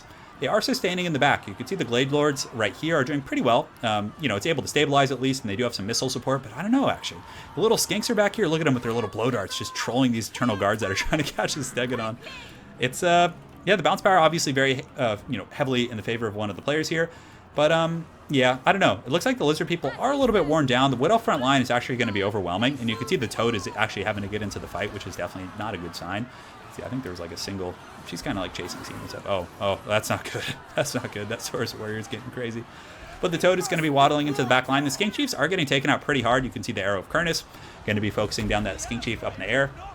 He's probably rocking about 500, about 500-600 HP, so he's probably going to go down pretty quick here to the Glady.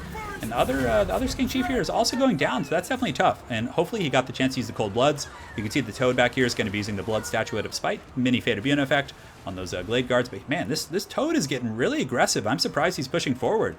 But now that the Azrai Spears are going to be fighting against this Lizardmen, they're going to be able to melt this guy very, very quick. And a really good banishment going down over here, which is going to just be cleaving those guys. Doing a little bit of damage to the Saurus, but also, helping to clean up some of these Eternal Guards and War Dancers and, units like that. But now the Toad is in a bit of a bad place. He's getting focus fire, just circle shot by all of these Glade Guards with the Starfire Shafts. You can see that the Arcane Forging is going to be going down on the Glady, and it might take her out. 300 HP, it has about 1 or 2 more ticks, I think. So yeah, it's not going to take her down. It will break her off the battlefield, but she's probably going to rally and be able to, get another prey. And the Toad is coming in. Oh yeah, he's got his Pimp Staff out. He's ready to party. So he's going to be spanking these archers right here. I mean, he's no slouch. I mean, let's see. What's his weapon doing? 320, but 24 melee attack's pretty poor. But, he's back there fighting the good fight. The Lizardmen in the front line. It looks like it's going okay. They do have a group of 60 Saurus warriors here who perform pretty well. And it looks like that's actually going to be it. So the Wood Elves are going to get broken off. So this Toad, a true patriot. I really wasn't expecting that. I actually thought the Wood Elves were going to clean it up at the end because the Azrai Spears were on there. The balance power was very heavily in favor of the Lizardmen, but I thought the Wood Elves might have a chance. But ultimately, that perpetual pressure from the Skink Chiefs, like just shooting at this Glade Lord right here, was really added up. And the Laser Lizards, exceeded my expectations. It was very strong for sure. I definitely think that having a couple groups of the I don't know. Yeah, it's tough to say, but I think some War Dancers could have been very good. Like, not War Dancers, the Glade Riders, or what are those things called? The Wild Riders, excuse me. I think they could have been very good. Pressuring the Skinks, they would have been able to cycle charge the Saurus Warriors in the back, could have applied some pressure to the fat Toad. I mean, Wild Riders surrounding a Toad is going to be really bad. So I think a couple things like that could have been very good, but regardless, very well played to both players. That was a really, really, I don't even know how that happened. I have no idea. I honestly thought it was going the other way. Yeah, it was pretty crazy, right? That Toad did not care. He whipped out his bag of Cheetos and just waddled forth into the Wood Elf lines and just wreaked havoc. Yeah, they literally tossed Carnosaurs around with telekinetic powers. Yeah, that was a great game. So, we can actually just sit on the screen for now. So let me go ahead and get the updated... I'll wait till a couple more games are finished, but that game was pretty quick. So our gracious host, Shetland Apache, is going to update the brackets. And again, the Prince's Pittance brackets can be found here. So let me get those for you guys. So, all right, one sec here. Going to do this, and we're going to go to the live streaming. 1 second. Here you go, guys. So now you can see the current standings for the tournament right here. So current standings. And also, for those of you guys watching this on playback, I'm going to make sure to put the standings in the description so you guys can check it. There will, of course, be a spoiler alert. I really wasn't expecting that ending, guys, to be honest. So I'm going to go into the kitchen and get a little snack, a little breakfast snack, and some water. And I'll put on some music for you guys, and we'll do it to it. So 1 sec, let me get the music going. Where is it? Okay, we can finish the Moonlight Sonata. How's that sound? Okay, so we're gonna BRB, guys. We're gonna do it to it. And micro.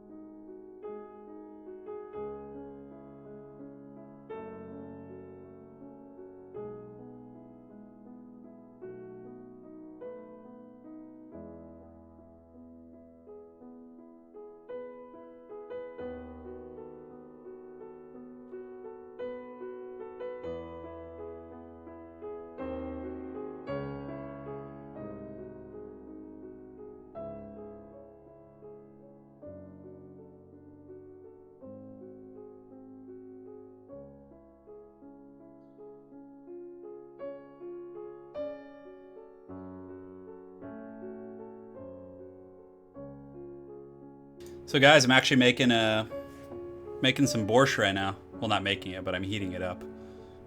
Is this song playing again? I think it was just playing again. Yeah. So we're making some borscht.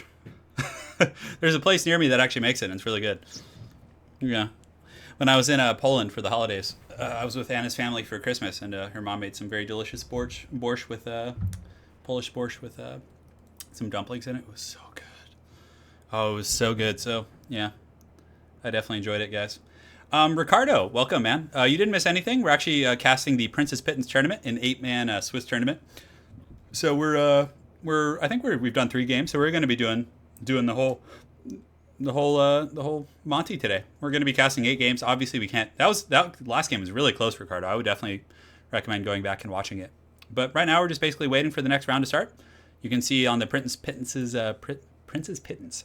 It looks like we have Loremaster of Sotek is Lizardmen versus Dwarves. We have VM TFR, so we have a Lizardmen. Janet on occasions also playing. So there's like a couple games to be finished, but it looks like most of them are wrapping up in the next round right now. So yeah, so we're getting there.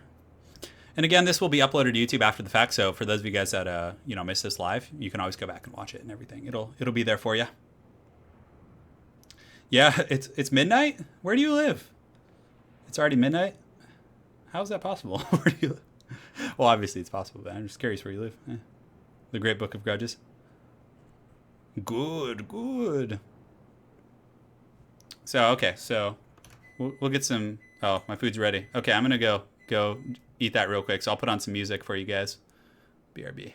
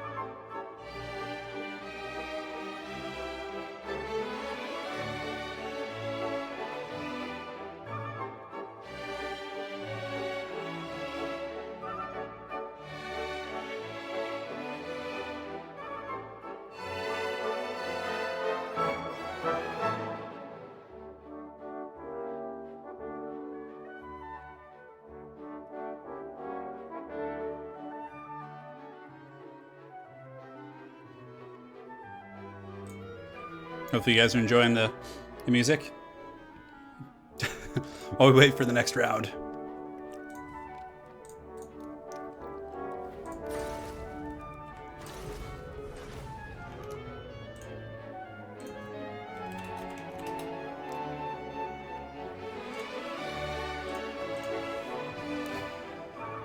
Oh, yes.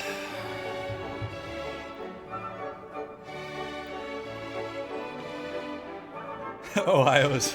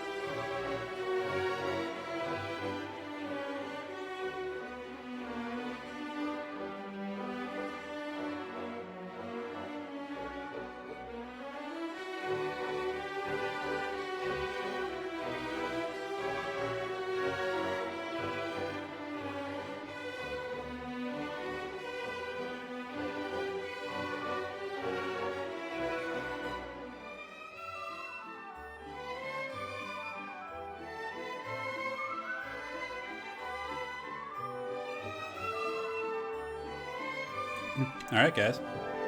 So we're just finishing up the last two games in this round, and then we're gonna jump over to the next cast. So in the meantime, I'm just gonna. I actually just ate my borscht. Oh, so good. It's just so like rich, you know, and it has so much flavor. Like I feel rejuvenated. Like my voice was starting to give out, and then I just got like the power of the Slav lands just imbuing me with the borscht, and now I feel ready and powerful again. Ready to cast more games for you guys. For you, the people. This day we fight. Daily streams? I'll be streaming almost daily, yeah. We'll be doing best of fives, and I'll of course be still doing the streams where I play, but you know, just to give my hand a break, we'll do these kind of streams, because these ones aren't terribly taxing on me, so. Yoni, I have no idea what you're talking about. Come on, man.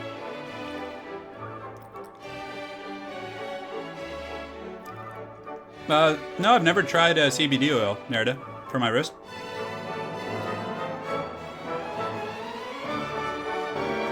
So borscht is like oh, dude, I have a tracksuit. Don't test me, bro. Yeah, I'm not a grudge keeper. I'm not a very grudgy guy. I mean, I get draw-kited all the time, and I'm pretty good at keeping my cool. It's such is life, you know? I mean, what can you do? No point in getting angry about it.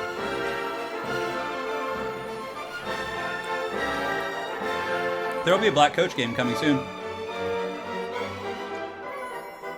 As a matter of fact, guys, for those of you guys that are here right now, I'm going to give you guys a little spoiler. I actually fought Ninja Han this morning on when he was on stream, and I'm going to be posting the replay in the next couple days for you guys. Oh, is the music too loud? Okay. There we go. Hopefully that's...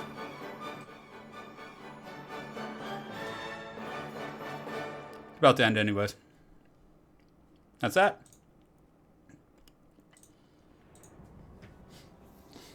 I have an Adidas tracksuit. I honestly didn't even know about the meme when I had it, though, because I actually used to run track and field in college. So I had a tracksuit, right, for training, and it was just happened to be an Adidas tracksuit.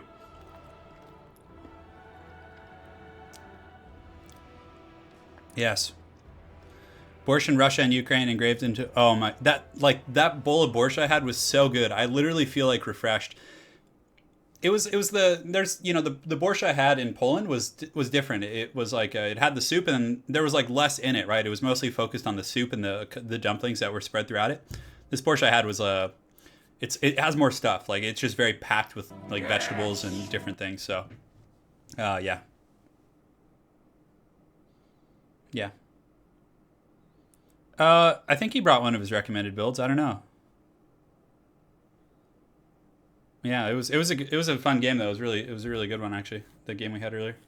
You guys will see it up on the channel in a couple days. Lady Turn coming in with the knowledge bombs, huh? It's up. Okay. Let's do it to it, guys.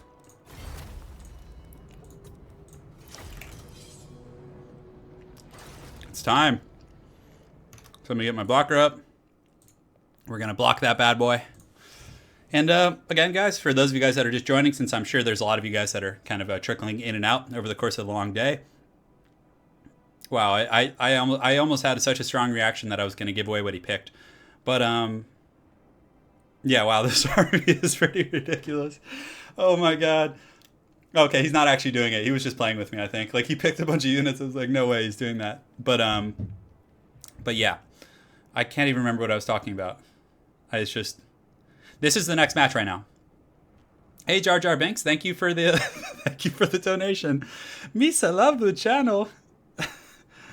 I mean, I might have to love Jar Jar after that very generous donation you just gave me, so... Misa, love the channel. That's so horrible. Oh my god, Jar Jar. Thank you for the donation, man. That's super generous of you. Thank you. We need to take out Jar Jar. I don't know why that made me laugh.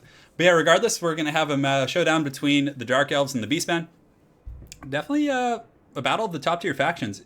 In my personal experience, I found this to be a harder matchup for the for the Dark Elves. I feel like the mobility of the Beastmen and Centaurs, those guys can really just run shop on a lot of the Dark Elf units. But and also I feel like the Dark Elf front line struggles to handle the kind of the initial shock of the Beastmen front line. But also we could see some Cygor play from Shidoku. These guys are clanmates, so they probably do skirmish against each other.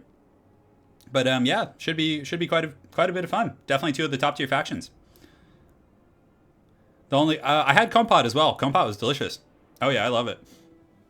I love Polish food. It's so good. It is an ODM clan match, guys. And it's like when the two brothers have to fight, you know? It'd be like if Fedor and Alexander Emelianenko had to fight each other. That's what's happening here.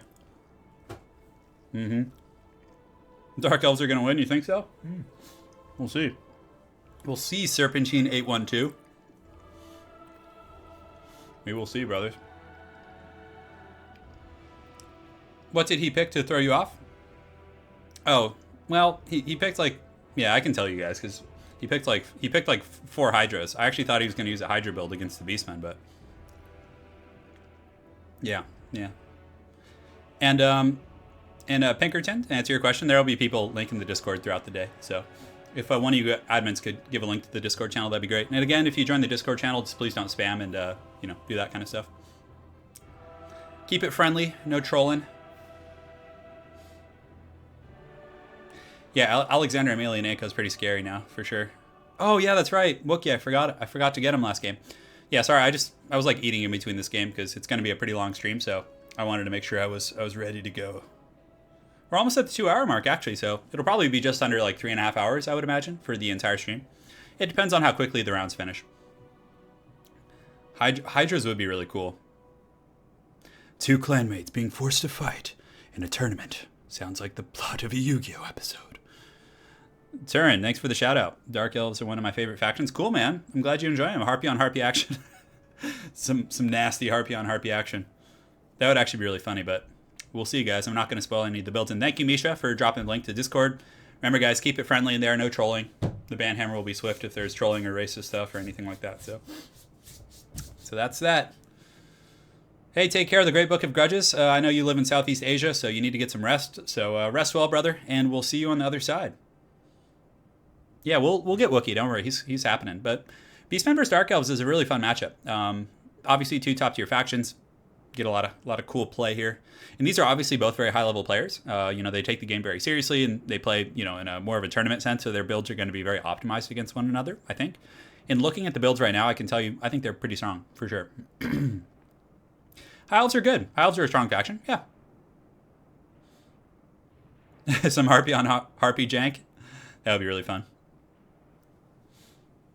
I would really like to see someone use a Hydra. And I feel like when you play in a very structured tournament format like this, so, you're playing in a tournament versus very high-level players, there's a very strict, rigid metagame, whether it's Magic the Gathering or Warhammer 40K, tabletop.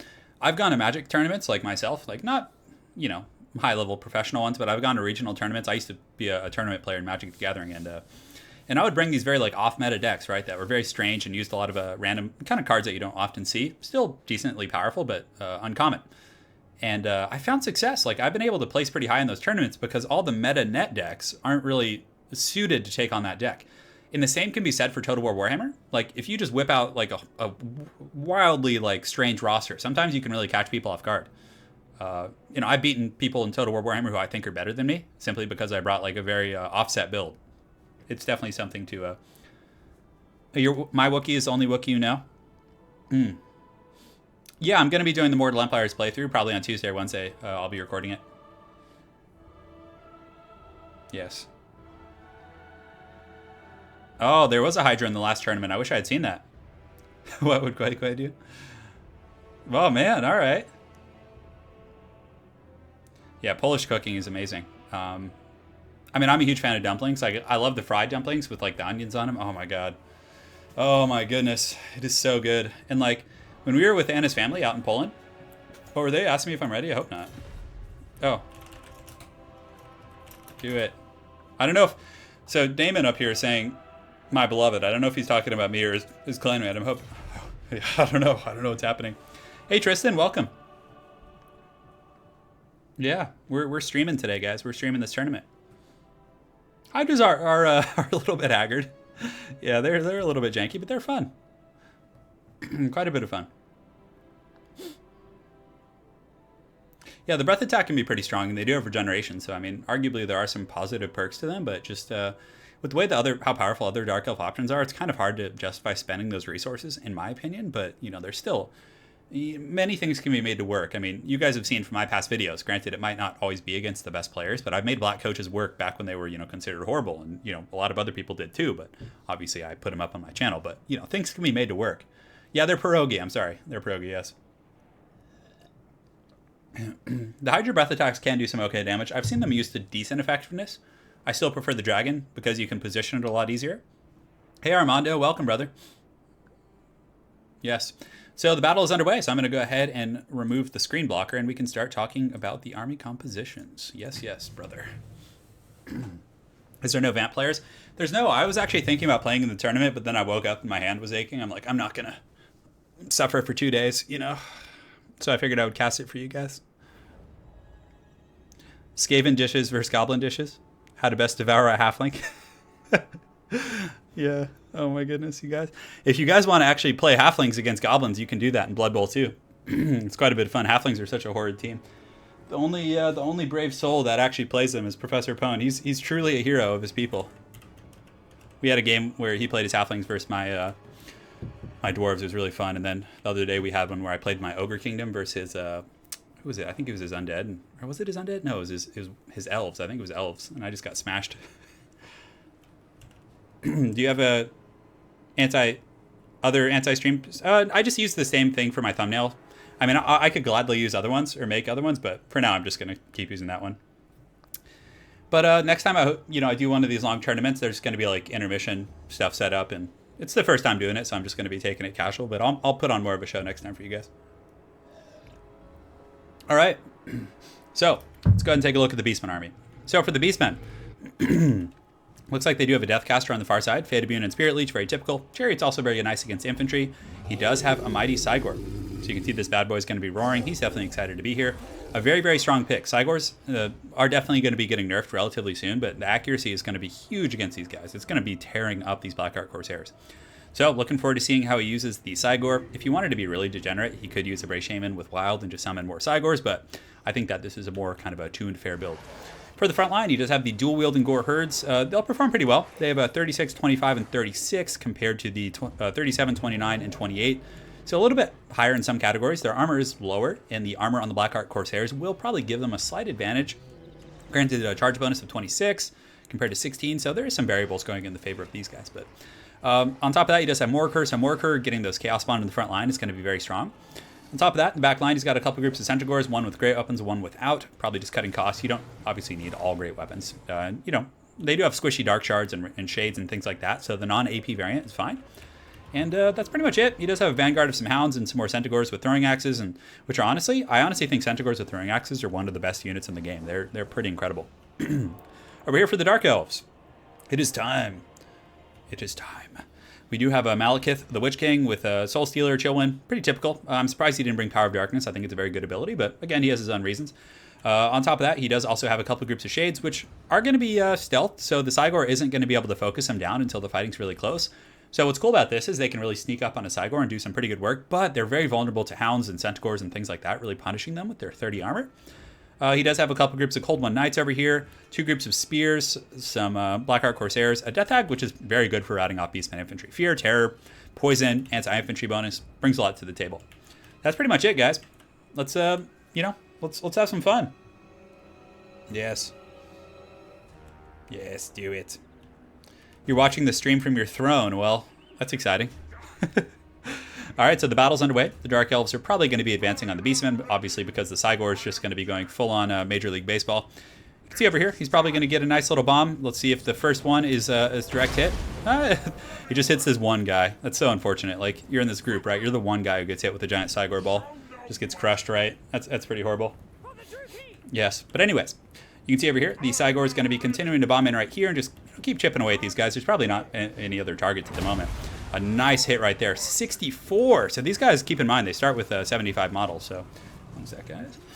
Oh, man. Okay. So the Blackheart Corsairs taking a direct hit. That's very, very brutal. And Cygors are so powerful. But you can see ODM Demon is going to be screening out to the Beastman Cav over here with the Cold Ones. A very good Chill Wind right there, so definitely some good play. And then that allows these Cold One Knights to catch up, so some very, very good micro by both players. But it looks like the Centaurs, despite that slow, are still at 74 speed, which is faster than these Cold One Knights at 66. So there's not going to be any fresh fish on the market today. On the far side, you can see that the Chaos Warhounds and a very aggressive kind of a rear flanking force is going to be coming around for Shidoku. Going to be pressuring the back line right here. In the meantime, the Shades are going to be advancing on the Cygors. So this is why you bring Shades. They absolutely melt Cygors. So, and also, again, he didn't see them, so he's not really expecting this. But it looks like he's going to be shooting into the Gore Herds, which they don't have shields, so it's not a complete waste. But I was expecting a little bit of pressure on the Cygors, but I suppose he doesn't have enough time to really finish off the Cygor. So, yeah, it's going to be a little bit tricksy. So, still getting some really, really good, kind of volleys into this. But it's going to be tough, because when he pulls back the Shades, there's going to be all these guys waiting to feast. So you can see that Damon is going to be pulling back, or Damon. And my apologies if I'm angling your name, but I'm not trying to. And it looks like someone's drawing an arrow right here. I'm not sure what the arrow's about. Let me go ahead and check in chat. So, yeah, who else is in here? Do we have other people in here? Anyways, that's pretty funny. The frontline engagement's underway. You can see he's actually going to be using his Cav to slam into the front line. So this is a pretty good choice. Oftentimes when you don't have options for, kind of hammering the flanks or the back lines, it's prudent to just send your Cav right up the front to support your infantry. And you can see these Velociraptors are getting pretty crunk. And the Beastman front line is just going to get massacred. I'm talking just absolutely stomped out by these Cold One Knights. But a very good countercharge coming in from the Centaurs. They're going to come in there and do some pretty good work. Chaos Spawn in the back. They're going to be pressuring the Shades. And it looks like these Shades on the far side actually putting up a good fight. But there are Poison Hounds and Centaurs. And even though they did some decent initial damage, they're probably going to get worn down pretty quick by this pressure. So, yeah, we'll see how those bad boys do. So the Chaos Spawn right here, there are 12 of them. They're going to be kind of clipping these Shades right here, doing some pretty good work. But again, they are going to dissipate over a period of time. But the Shades, for the most part, have been shut down by a fairly low resource investment. The Beastman front line looks to be a somewhat even engagement. There is the Centaurs coming in, and Warker, of course, providing some pretty good buffs. And the Cygor is also forced to be reckoned with. You can see that Damon here is going to be getting his anti-large spears to surround this. There are some Dread Spears in the back line. And something I was really surprised to not see was a bunch of Witch Elves. Witch Elves, I feel like, would have been really strong in this matchup. So the Cold One Riders are rampaging, and something that's going to be really tough for the Beastman to handle is that Malekith is full health, basically. I mean, he's taking a little bit of damage, but he's going to be able to fly over here and probably just kill this Cygor, within, 15 to 20 seconms. Worker's kind of Netflix and chilling here in the middle, just kind of deciding what he wants to do with his life. Maybe he should go back to college. You never know. We'll see. So it looks like there's some lines being drawn. I have no idea who's drawing those lines. Maybe it's the players kind of showing me what's going on. So the Dread Spears right here are going to be pushing back the Beastman forces. There are some Chaos Spawn. It looks like there was another group summoned. They're going to be fighting these Shades, getting a little bit of feasting on, but for the most part, I would say the Dark Elves have the advantage. They have Dread Spears, some Bleak Swords over here. The Cygor is getting surrounded by anti-large Cav. Not Malagor, but Malekith is just so strong right now. But this is actually could be a really big game-changing factor. Right now, you can see that Malekith is going to get surrounded by these Centaurs with throwing axes. They don't have huge AP, but still, if the Poison Hounds and these other troops are able to surround Malekith and keep him from getting up and drag him into the mud, that could be a huge game-changing factor that would potentially let the Beastman get back into it. Because again, Morker is still full health. So Morker can make a pretty big difference. I don't know if he has any more Chaos Spawn summons. I would imagine not. So right now he's basically just going to be a poisonous beat stick. So the Death Hag's going to be pushing in. And I don't know, though. The Death Hag's probably going to be able to route these guys off. And Malekith probably has another Soul Stealer. It looks like a Chill One's going to be coming in. It is going to route those Centaurs, and there's going to be a Terror route. The Cygor is also broken, but he could come back. His leadership is kind of stabilizing. It's actually rocking pretty low. 29. It's going, let's see what it jumps up to now. So it's just sitting at 29 down to 25 for a second. So it could potentially come back, which would allow some boulders to be thrown. That would be very valuable against these very tattered forces. But for now, the bounce power is very, very even. So very well played to both players. It's an incredibly close game. You can see down here in the low ground, the Braysham, the Lord of Death, is just going to be riding around in his pimp cart, looking for an opportunity to take out some of these targets. And Marker the Shadow Gave. Yeah, he's doing his thing. Check him out. He's just in here, and it looks like some of these Velociraptors are going to be attacking him. But Malekith was able to endure that surround from the Poison Warhounds, as well as some of the Centaurs. And I think from there, the Dark Elves are probably going to take the game. They just have too much of a pocket of power right here. This Death Hag being full health is going to be able to screen out pretty much any of these Beastmen troops that are coming back. And now for the first time in the battle, you can see the bounce power is going to be coming in the favor of the Dark Elves. There are some Centaurs coming back, but no throwing axes. So there is this one group, but they only have 15 models. So they're going to have to engage in melee against somewhat healthy Dark Elf forces. So that's going to be a little bit tough. So these Shades are going to be picking off some of these Hounds as they come back in with their crossbows. Looks like the Hounds, they might be able to collapse on these Shades. This would be a very, very nice pick for the Beastmen. Maybe get them back in the game. And you can see the bounce of power is actually still very even. I'm surprised. It looks like the Beastmen were able to pull that back. Their Deathcaster is wavering, but he's back online. So we might have another Spirit Leech or two for Malekith, which would be very, very strong. You can see a Chill One going down, a very, very good targeting. And Malekith is going to go for the kill. This is a little bit risky. You know, they could turn around and potentially slam on Malekith, but he does have some Black Art Corsairs and other troops coming in. But it looks like he's opting to go support Morker. So a little bit of a charge here. A very, very tooth and nail fight, obviously, between two very high-level players. Malekith is going to be getting a Spirit Leech on him, and he does have the Fury of Cain. So he did use the Fury of Cain, which is going to rampage Malekith, but it's also going to make him a Terror in the Night. He's going to be rocking, you know, 80 melee attack, a huge charge bonus. And it looks like he's going to be trying to take out Morker, but I can't tell you how many games I've seen where Morker is just like, he just doesn't die. He's just like Mel Gibson via Beastmen. It's rough. But the Beastmen over here do have a bit of a surround on these Dread Spears, who are just really, you know, generating some good value. Only 30 kills, but still holding up a lot of troops, allowing Malekith to really shine. And you can see Morker, the Shadow Gate, is pretty much, he's going to be out of commission here. I mean, he might get a few attacks on Malekith, but for the most part, he's getting rammed by this Death Hag and just the Brace Shaman, and just all kinds of shenanigans are going down. Bit of a charge here, cleaning some of these Black Art Corsairs up. But for the most part, I think the game is in the hands of the Dark Elves. Very, very well played to both players. I don't think that the Beastman can come back at this point. You can see Malagor is going to get broken. He's terrified. He's routing. And looks like there's some circles being drawn, which is always a good time. And that's going to be it. GG. Yes. Remember to smash that like button. Smash it, boys. So very well played to ODM Damon. I'm so sorry if I'm angling that. Everyone has particular pronunciations, right? Consider it smashed, brother. And big thanks all of you guys for donating and sponsoring. I see there's quite a few of you guys. The last one was Jar Jar Binks. it means a lot, so thank you guys so much. Yeah, great stuff. Great stuff. I really like that build. That was a cool build. I mean, the Blackheart Corsairs performed. Malekith and the Death Hag were able to really support that front line. The Cold One Knights having a lot of anti-large was pretty helpful in dealing with the Cygor and some of the other threats. And it was a really good showcase of how, like, if you're playing with a bunch of Cav, right, and your opponent has a really tight formation protecting their flanks, and you can't really get back there and do as you please, use them in the front. Slam them right up the middle. You're going to get some pretty good value out of that. That was a great game. Yes. Pay your respects to the Beastmen. Emo Elves. And I was surprised that he was able to win without any Witch Elves, because one Witch Elf catching Morker is basically a death sentence. So I think that, like, a Witch Elf might optimize the build a little bit. Like, if you could somehow, like, maybe cut a shade and get a Witch Elf, or, I don't know, some other variant of that, but they're just such a strong unit. But, you know, he brought his own build and made it work against, obviously, a very good player who's using a competitive build. So, you know, it was great.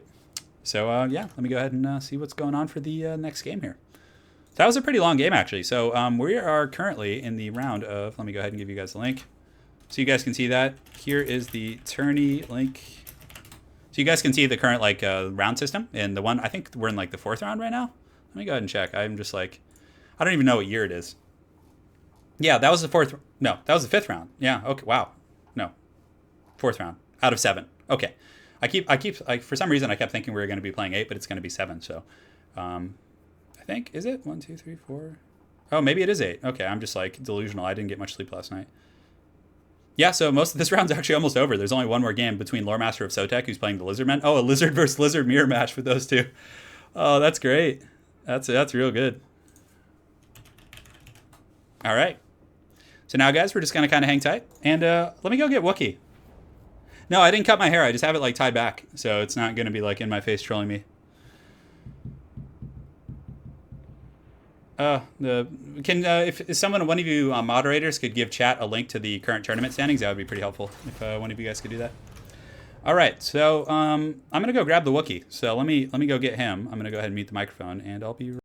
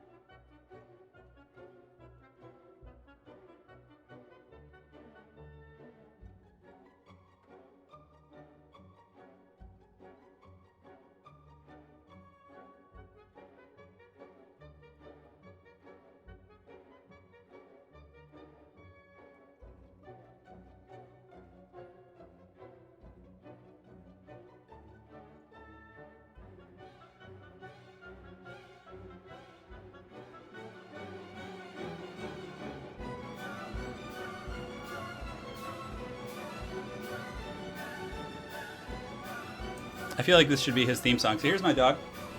See how close I can get him. Oh, okay. Oh, hold on, buddy. Sorry. Yeah, he's kind of derpy looking, right? He's old though. You gotta give him some love. See, I've had him for a while. How long have I had you, Wookie? Like 7 or 8 years? Yeah, he's getting up there. So his tongue, like, basically just hangs out of his mouth perpetually. Because one of his teeth fell out. Because when we rescued him, his teeth were very like. No, let me turn this shit up. Okay, his teeth were very like kind of rotten. So we had to like get a bunch of his teeth pulled, and ultimately his like tongue started to fall out of his mouth, which was a little bit tough. So yeah, it's yeah. So you can see him. He's arrived. He's the king of the mountain. How you doing, buddy? You want to say hi to everyone? He's so chill though. You can just hold him. He's my chaos spawn. He's my Chaos Poison Warhound. Yeah, everyone says he looks like a Mogwai. Don't feed him after midnight. Loki literally looks like he got a foot of Gork on his head. He does have a very flat skull. That's something that's true. Poor little guy. He's just trying to survive in this world, and everyone's so cruel to him. You know? It's, you know, just, I suppose it's just his fate, so... He can hang out with us until the next game, and then I'll go put him back. So, dissing dog's teeth, yeah. See, so here's a true look at the creature. You can kind of see him. I don't know if he's gonna get like green screened out, but Wookie's a very interesting dog. Like, he actually likes to be held like this, kind of like cradled. And so you guys can see right now, he's like, this is kind of what he looks like. But he likes to be kind of cradled like this, and like, you know, get the scratches behind the ear. We're pretty sure he was abused as a pup, so, you know, he's just happy to be chilling now. Okay. Well, Wookie, you want to go back with your girlfriend? He has his girlfriend in the living room, so I'm going to go put him back now, but hopefully you guys enjoyed that. And right now we're just waiting for the next round, guys.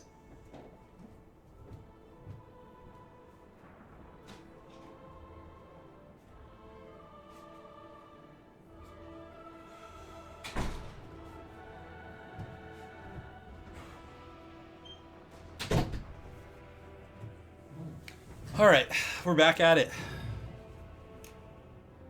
Next round is up. Okay. Let's do it. So next game we're going to be casting is Lore Master of Sotek. Hey, take care, Armando. Enjoy lunch, man. Wookie is a dire wolf. Wookie pawed me in the face. He did. He did. Wookie's a cruel mistress sometimes. All right, so let's see what's going on here. Yeah, so we're going to have Lore Master of Sotek versus Shidoku, which is going to be a fun one. What in the name of the tournament and challenge? I'll try to look for it manually. It's someone can give you a link to it, Sushi. It's do I have a link to it here? No, I don't.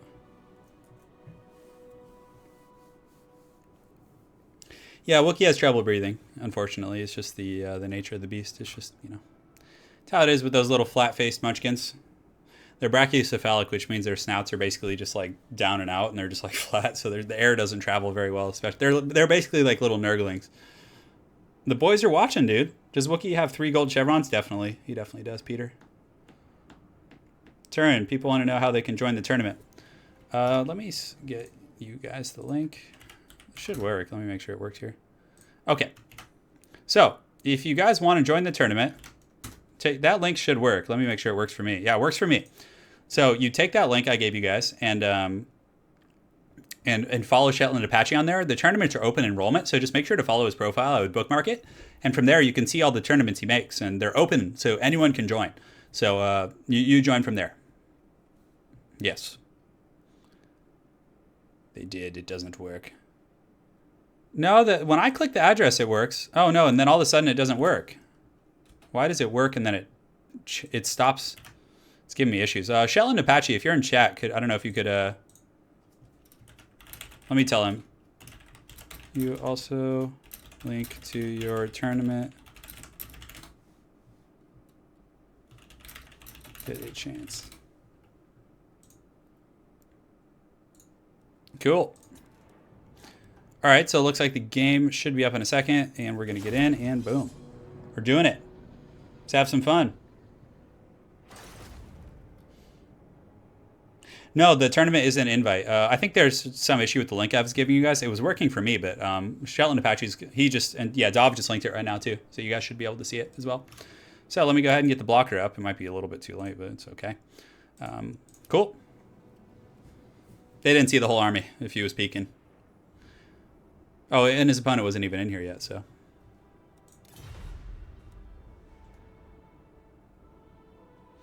Yes. Oh, that was from last game. He was asking if I was casting it. So, guys, we have none other than the mighty Lore Master of Zotek. Yeah, I think YouTube is like screwing up the URL when we kind of try and copy and paste it. It's horrible. It's horrible. Shenanigans. And yeah, so in this match, this is the 5th round of the tournament of the 8 rounds, and we're going to have, looks like Lore Master of Zotek is going to be taking on, and Lore Master of Zotek is currently, I wonder if that's his player position or if that's like the place of the player in the tournament. Let me see. So yeah, I think that's actually just, so you can actually check on the bottom. If you guys look, you can see that Odium Demandrucci is 4-0, Iron General is 3-0. Lore Master of Zotek is actually 3-1, so very good showing so far for him. Yeah, so there's been quite a few battles. There were a couple scratches, I think, early on. So yeah, we're doing it to it. We're just kind of waiting for his opponent to join. Seth says, "Hey, Turn, thanks for the Total War Warhammer 2 content. Makes the days go by better." Hey, man, I'm here for you. Cheers. Chris, your birthday's in 7 days, and I still need to get Total War Warhammer 2 working. Oh, man, get on it. Get on it, brother. Yeah, we'll see if Zotek can pull it out. I mean, he is the herald of the lizard people. Yeah. It's going to be great. Yeah, if you look up, there's something wrong with YouTube when I'm trying to paste over the URL. It's like, it's screwing with the code a little bit, so. Yeah. Hey, Janet, you get to watch. So, Janet, how's the tournament? So, Janet, on occasion, guys, he's a YouTuber as well. He's actually playing in the tournament. He was the first game I cast. He had that really good game with Wood Elves. It was a close fight. So, make sure to go check out his channel. Awesome guy. And he's in here, so if you guys have questions about his experience so far. Yeah, Temple Guard I found actually to be pretty good. Like, I didn't like them at first. I just felt like their stats were kind of poor, but they just, like, never break. Those guys are beasts. Zotek will provide some nice frog lizard action. Yeah. To get the link, yeah. So Orange is giving you guys some tips there. Would Wookiee be your House Sigil in Game of Thrones? Yes, he would. I would probably... I want to... like incorporate him into my Nurgle army somehow. So I'm making a Nurgle Death Guard army in Warhammer Tabletop. Let's see if I can get the green screen is just going to filter them out, but you guys can see here. Here's my my fetid bloat drone that I just finished. I assembled him this morning, so he's pretty pimp. These guys are really powerful. So I have him, and then you know, I have my Noxious Blightbringer right here that I'm working on. Noxious Blightbringer. You can see him right here. I don't know if it's getting green screened out, but he's pretty cool. So I need to paint these guys. I've painted a couple Plague Marines, but I literally just started the hobby, so I'm a little bit behind. Hey, El, glad you're enjoying the content. Janet's been playing Wood Elves, which are a very good faction for sure. But a lot of Beastmen in this tournament for sure, and Dark Elves. You know, those are the heavy factions. They're hard to beat. Yeah, the URL is correct visibly, but something in the background on YouTube must be breaking it without changing it. Yeah. So yeah, we're going to be getting a Lizard People Showdown. We're just waiting for his opponent to join up, and we'll be ready to party. Oh man, I really like the Death Guard army in 40k. They're really cool. Like they're like a very infantry heavy army, but you have support of a couple demon engines. But they have some really cool mechanics, for sure. You guys want to see what Anna got me? A couple of the gifts. She got me a bunch of stuff, but this is hold on. See, actually, it's buried under a mountain of things over here, but she got me Typhus, and then also some Blightlord Terminators, which are pretty badass. Yeah. Let me go ahead and see if there's any updates here. And, yeah. Hold on one sec, guys.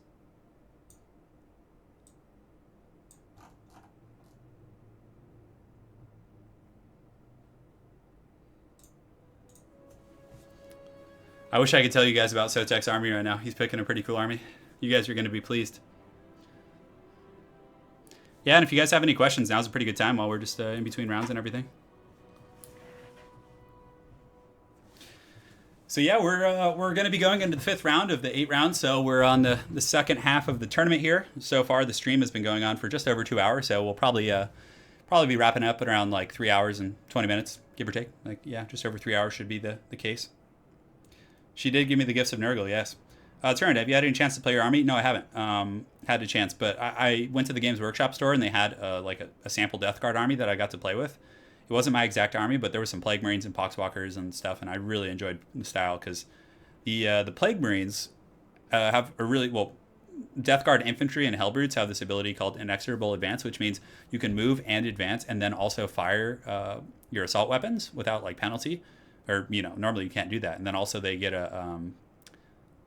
like some other. They can rapid fire at 18 inches instead of 12 inches, so you can like for example, you can deep strike a group of Terminators, and normally, right, you'd have to be in 12 inches to get the double tap rapid fire, but for them it's 18 inches, so you can get some really brutal barrages of them. It's really cool. I do have a Lord of Contagion. I'm not going to be using him. I'm going to be using Typhus instead because he's way better in my opinion. He has a pistol that's very powerful, and he also has some really good buffs to the Poxwalkers, which my army is going to be centered around. So. Yes, and eventually Italian Spartacus and I. And if you guys haven't seen Italian Spartacus, make sure to go check out his channel. He does some really good stuff. If you're looking for lore and quick battles and all kinds of stuff, he does more lore. And we're gonna be playing some 40k head-to-head matches and everything. So yes, my collection's coming along very well. Have you noticed your units canceling orders? Yeah, it happened to me a couple. I was playing a game this morning and it happened to me quite a bit with my vampire accounts. It was very annoying. Such is life, though. You learn to adapt. It's a great game. I mean, it's obviously Creative Assembly's working on a lot of things, so it would be nice if they could fix that. But it's I'm grateful. I love this game. It's fun. Have I heard about the Total War Fantasy League? No, I haven't.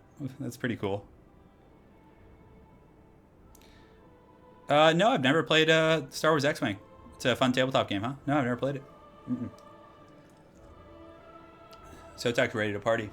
Let me see who his opponent is. I'm going to go ahead and check. See what's going on. Hold on. Yeah, so Sotek's opponent is actually just taking a quick break. I think he's getting a little drink of water and some other stuff, so he'll be starting here in a couple minutes. Yeah, it is a shame they killed Fantasy off. I would have really, especially after playing Total War Warhammer, like, oh my goodness. I would have gone so hard in the paint in Fantasy. Like, I would just be ravenously painting. I'll eventually, once I finish my army, it's almost done. It's a 2,000 point army. I'll be playing probably every week. And, eventually I'd like to get it up on the channel and go really, hard in the paint and all that. So it's going to be a good time, guys. Hey, thank you, Mitchell, for the donation, man. Really appreciate it. It means a lot. It means a lot, brother. Thank you so much. Yeah, sorry I can't fulfill any requests. It is a tournament stream, so I can't like play something for your entertainment, but yeah. Do you think Total War could do a 40k? Oh, hell yeah, they could. I have a lot of faith in Creative Assembly. I mean, no one's without their faults, but like when you experience like the mainstream game market, like freaking EA and all these like garbage games coming out, and then you play something of quality and substance like the Total War franchises, like it's just like, oh man, you really appreciate these guys. Yeah. So, I mean, I would love to see a 40k like Total War. I would just have such a chubby. Hey, Mitchell, I really appreciate it, man. Thank you so much, dude. I really appreciate it, my friend. That means a lot. Seriously, Mitchell. Fantasy is really expensive, yeah. And honestly, my Death Guard army wasn't that expensive. It wasn't that expensive. Like, I just... like, Italian Spartacus gave me his half of the Dark Imperium box, which gave me, like, 20 Poxwalkers, some Plague Marines, and, like... And then from there, I just went on eBay and maybe spent, like... I got 2 bloat drones for, like... They normally cost, like, $50. I got them for $15 a piece. They came from the Dark Imperium box, so they're cheaper. And I don't get the other weapon options, but they're still super. So I got those for, like, $15 a piece. And then I I bought a Demon Prince for, like, $30. And then Anna got me those 2 gifts for Christmas, and that honestly fills out, like... my 2,000 point army with a couple of cultists. Yeah, like my army's like good. It's solid. I've been looking at competitive lists and everything, and I think I'm ready. So, yeah, Gareth, I would recommend just going 40k. I personally think 40k is a little bit. I don't know. I don't enjoy the Age of Sigmar thematics as much as I do the 40k ones. However, had it been Warhammer Fantasy with this universe that Total War Warhammer takes place in, it would be a different story. Oh, looks like the light is actually coming up outside, so I need to change my green screen. You guys can see the green coming back. Oh my god. It's getting crazy. It's attacking. Okay, so hold on, I gotta fix this. It's like, because I started casting this in the wee hours of the morning, so hold on, let me. There we go. Oh, no, I don't want to delete myself. Curses. Curse the Baggins. You do, Dov. You do, brother. Bretonia joined the squats. Bretonia rode their last Rohirrim. Yeah, they faded into antiquity, didn't they? So if I do this, it kind of like starts to delete me, which is not good. It's like the Matrix, dude. The Matrix is taking me over. So, oh man, I might have to like change the coloring. Oh, that's so troll. The warp casually leaks into Turin's background. The light's coming up, so it's like shining on the thing and screwing it all up. Because I had to like set it earlier today. Hold on. Oh yeah, this is a lost cause. Abandon the ship. Okay, so I have become a Tron rider. So we're gonna go ahead and go to the webcam, and I'm just gonna change it now so you guys can watch the magic happening. So this is what it looks like. See, it's just like a haggard. It's literally like a giant bed sheet behind me. So I have to pick the screen color, do this, and then you guys can't see, but I'm basically doing witchcraft right now. Go away. Go away. That little blob is trolling me. Whatever. It's close enough, right? It's better. It's just this little piece. Let me see if I can fix it.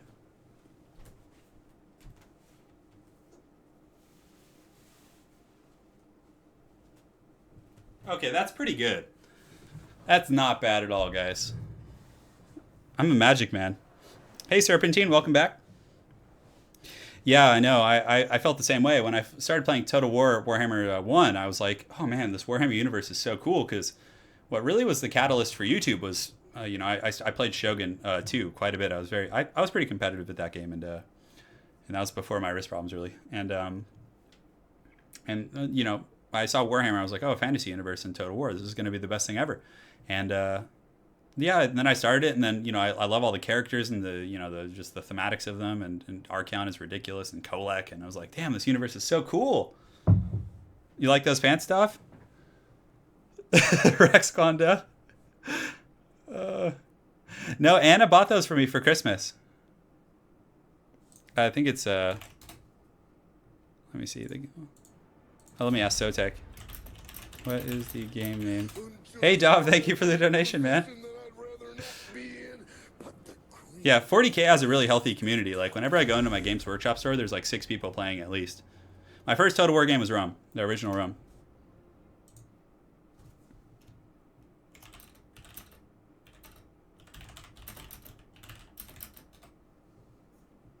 Let me see if he friended me. Dov, thank you for the donation, man. America. Yeah. Oh yeah, cream of the crop.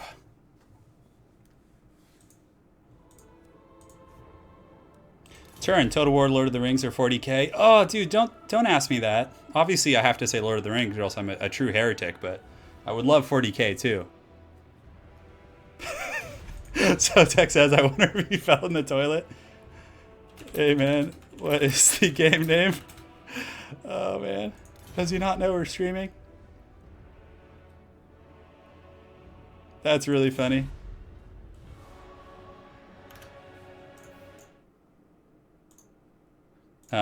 Let's see.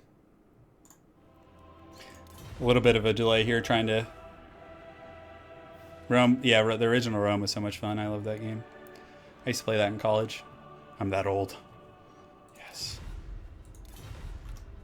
Let's see here. Let's see who's... let me make sure, double check the bracket. So in this one, wow, some of the games are already over in this series. So Shidoku, is he on my friends list? Let me see if I can get him in here.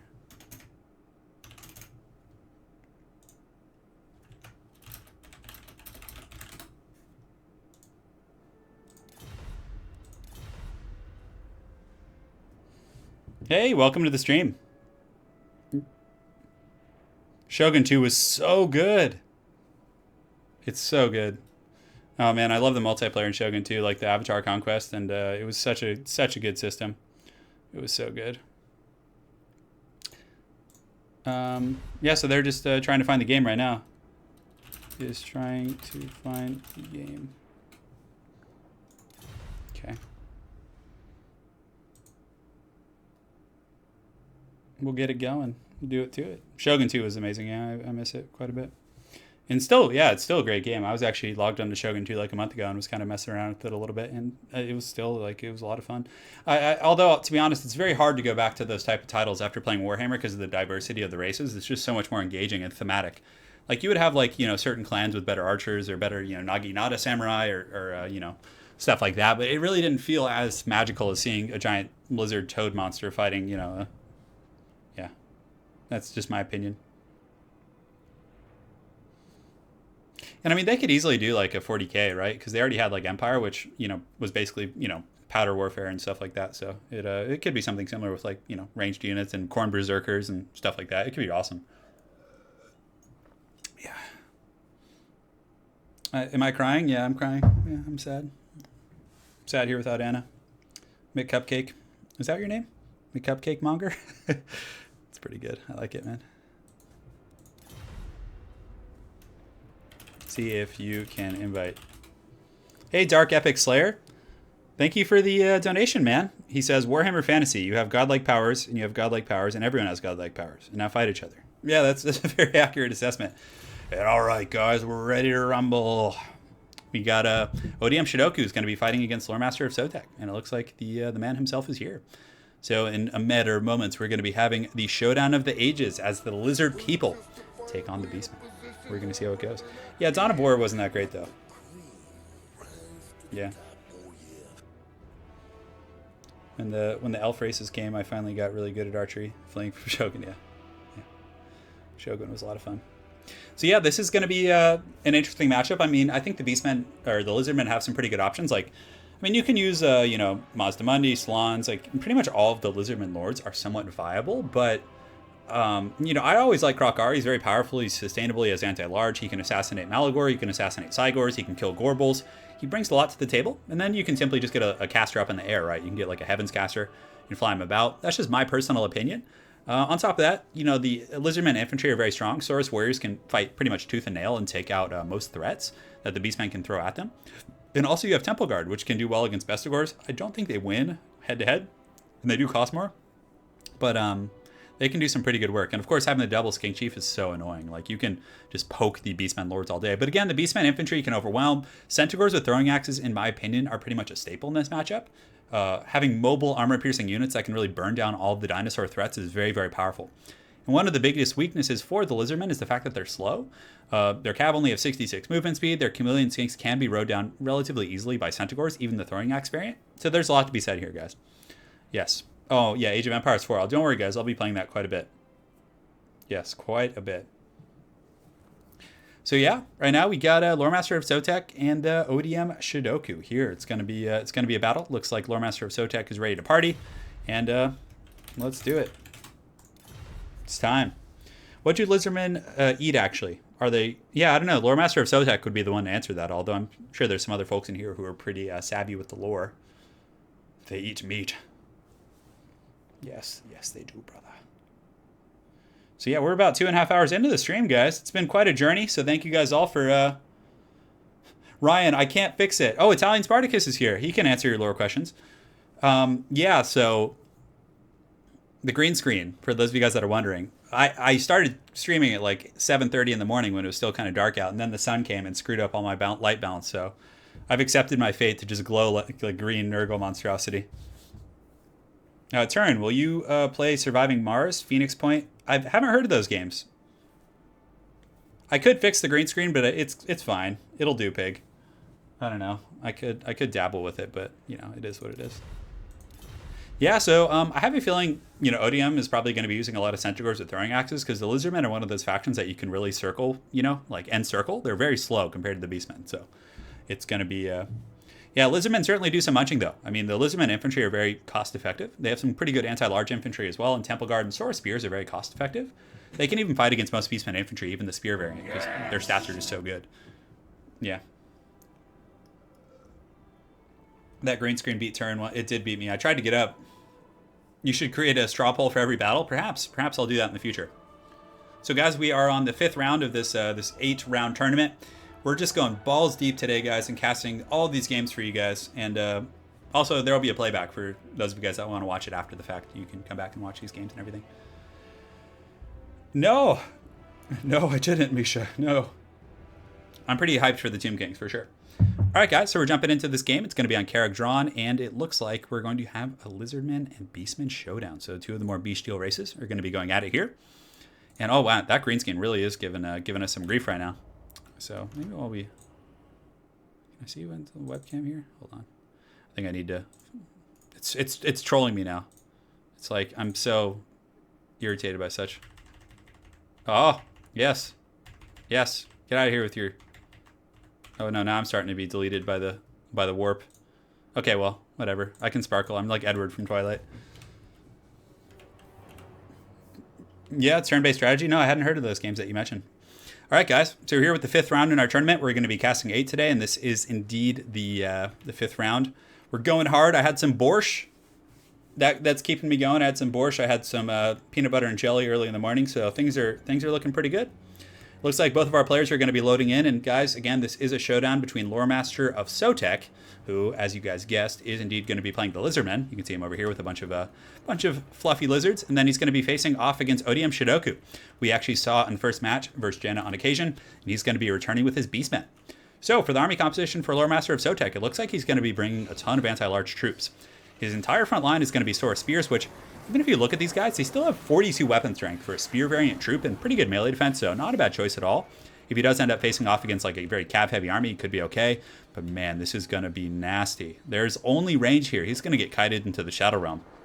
He's got some skink cohorts with javelins, some Coldland Riders in the back, some chameleon skinks in the front line, some more skink cohorts, some Coldland Spear Riders, 2 of these skink chiefs up in the air right here, and also the mighty Jabba the Hutt atop his toilet seat. So, I mean, he does have some range capabilities, but the Beastman army is just this monstrosity of ranged units. You can see he does have a bunch of raiders. He's got Centaurs with throwing axes everywhere, like a whole battle line of 4 of them. On top of that, he does have some Centaurs with great weapons, some more Ungor raiders on the far side. He does also have a Brasham with shadows, and then, of course, Morkur the Shadowgave. So, man, this is going to be a very skirmish-heavy army. And again, like I said in the pregame, this is one of the ways to really take down Lizardmen is to, you don't engage them head up. You kite them into oblivion. You circle them. It's very, very tough for them to deal with. So this is going to be quite a cockfight. I don't know if Loremaster of Sotek is going to have a battle on his hands. He might honestly just have to Helm's Deep and form a bit of a circle and hope they run out of ammunition because he has absolutely nothing that can catch those Beastmen. So Loremaster, I think, is 3-1 in the series, and I think Shidoku is as well. So they do have even records. That's kind of the way that these Swiss matches work, is that every round you play someone who has an equal record. Granted, the first rounds are random. So Nicholas says, sorry I'm late, but good to have you back. Oh, cool. Thanks, man.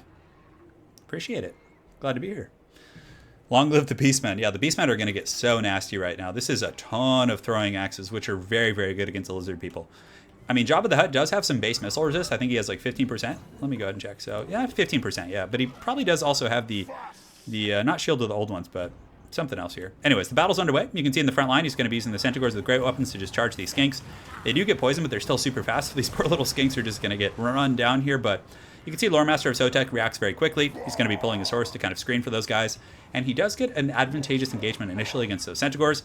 But in the meantime, you can see this massive horde of Centaurs is probably going to be able to chase off the Skink Chief. You can see he's just running for dear life, not realizing that he's about to run into a massive firing line. So you can see the firing line is just going to be peppering this poor little guy. He's trying his little heart out, but man, he is in the wrong neighborhood, to say the least. So Loremaster of Sotek is going to be reorganizing his forces to square off. You can see some raiders over here on the far side. And definitely not a bad idea. Mastermind, he does have nets, so if he can get a net of Amnitok and lock these raiders down and then feast on them with the Spear Riders and Jabba the Hutt, that's going to be a really good catch. Like a net right here would just give me a fat chubby. If you can get one right here, do it. Do it, man. I believe in you right here. That would get so much value. That might actually even win him the game if he was able to get this net. But it looks like he's not going to.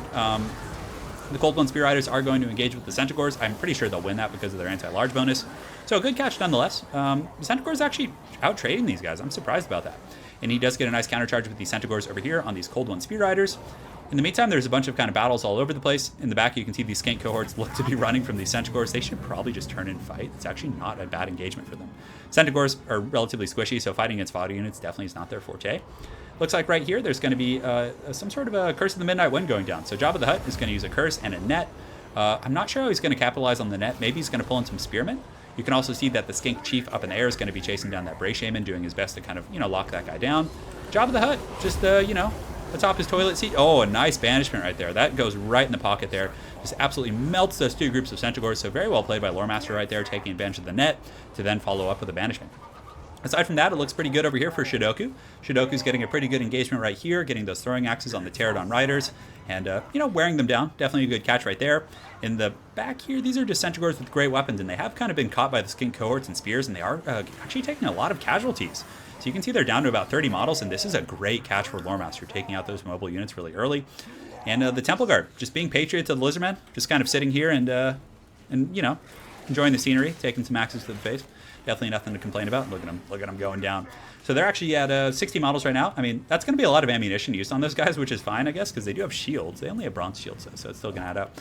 In the forest, you can see that Morker the Shadowgave, I'm not sure why he's just hiding in the shadows. I suppose he doesn't want to get sniped out by Skink Chiefs or other things like that, but I still think he would be better suited, like, at least doing something over here, or at least having a presence. But those Temple Guard are just, like, taking it like true champs. These Pterodon Riders are still at 7 models. I'm surprised they're not dead yet. You can see Jabba the Hutt is actually able to clean up these Centaurs over on the far side with the Cold One Spear Riders. So it's looking pretty good for the Lizardmen. I'm actually really surprised at how efficiently this Lizardman army is dealing with this massive kind of ranged blob here. So the Lizards running in, definitely looking a little bit angry, are going to be chasing the throwing axes, but they do have the shield, so the firepower coming from these guys is going to be very, very ineffective, I would say, especially even from the Raiders. And you can see their ammunition pool is looking relatively low. The Skink Chief is using these Sora Spears as a bit of a shield wall. As they advance, he's also poking this Deathcaster, or Shadowcaster, excuse me, which is very, very powerful. But it's anyone's game right now. The bounce power is still very even, but it's going to be tough for the Beastmen to kill Jabba the Hutt. They don't have a lot of stopping power left, and if he's able to run the ammunition off these Centaurs with the throwing axes, I honestly don't think there's going to be anything that can kill Jabba the Hutt. He's just going to be too much to handle. Although there is quite a bit of ammunition over here. You can see 2 full groups of Raiders. And Morker the Shadowgave just sitting in the forest. I'm not sure what's going on with that. Maybe he just wants to, like, wait till the battle's really close and then pull him out. But it looks like there was actually a pathing order going on over here. So Morker does emerge from the forest. It's time to battle. You can see the Centaurs going to be throwing their axes at these guys as they advance up the hill here. Looks like there's going to be a net going down. Ooh, a nice net. And these Lizardmen were very, very close. So he let them get danger close. Then these Taurus Warriors are going to just start munching on these guys. So this is going to be a ton of kills. So you can see they're just getting speared and lanced down. I mean, this is where Taurus Warriors shine. Against lightly armored large targets, large entity target, it's going to be really good. Oh, and Jabba the Hutt coming in with the ruination of cities. And he gets pretty hog wild. It looks like he actually might have done a little bit of damage to his own Saurus, but Jabba cares not for such transgressions. And this is really, really bad for the Beastmen. You can see that there's actually 2 groups of Skink Chiefs up in the air just providing overwatch and picking off these elite units. And the Lizards are just kind of waddling forth, but I don't know. It's anyone's game, really. I mean, Morker is pretty healthy. There's a ton of units over here. There's 2 full groups of Raiders, which can apply some pretty good pressure on Jabba. But the 2 Skink Chiefs plus Jabba, like, I don't see the stopping power available to the Beastmen. And Sotek is actually dragging these units on and wasting so much of their ammunition. You can see these Centaurs with throwing axes are just wasting all this ammo into these Sauruses with shields, and it's like, once they run out of ammo, they're not going to be able to deal with Jabba. Like, Jabba is not going to go down to any shenanigans. He has 140 armor. So if you don't have good AP, he's not going to be able to, be killed. He has Apotheosis. He does also have 2, probably still has 2 Cold Bloods from these Skink Chiefs, at least 1. And yeah, it's going to be wild. So I think the bounce power is just barely favoring the Lizardmen, and you can see the Chaos Spawn over here going to be marching in, kind of looking for some juicy targets, but yeah, they're degenerating a little bit. The Saurus Spear should be able to clean these guys up pretty quick, and the Beastmen kind of have been forced into a corner. So if you look over here, you can see they're literally forced into a corner. The Lizardmen have, like, they built a wall. They built the wall, unfortunately, for the Beastmen over here, and they're going to be surrounding them. Yeah, and you can see Jabba the Hutt's coming in. He's just got his lizards right here. He's just, oh man, there's nothing like seeing Mazda Mundi just get crazy. So Mazda Mundi just ramrods in there, just doing some massive heavy lifting. You can see these Chaos Spawn. It almost looks like they're fleeing, but I think they're just going to go after the Skinks, which is probably a bit of a better choice. So yeah. So Morker has engaged. He is surrounded by a bunch of Saurus Spears who are still just taking that fire from those Centaurs, who are about to run out of ammunition. The Raiders, let's see, these groups of Raiders still have some ammo, so maybe they could pepper Jabba.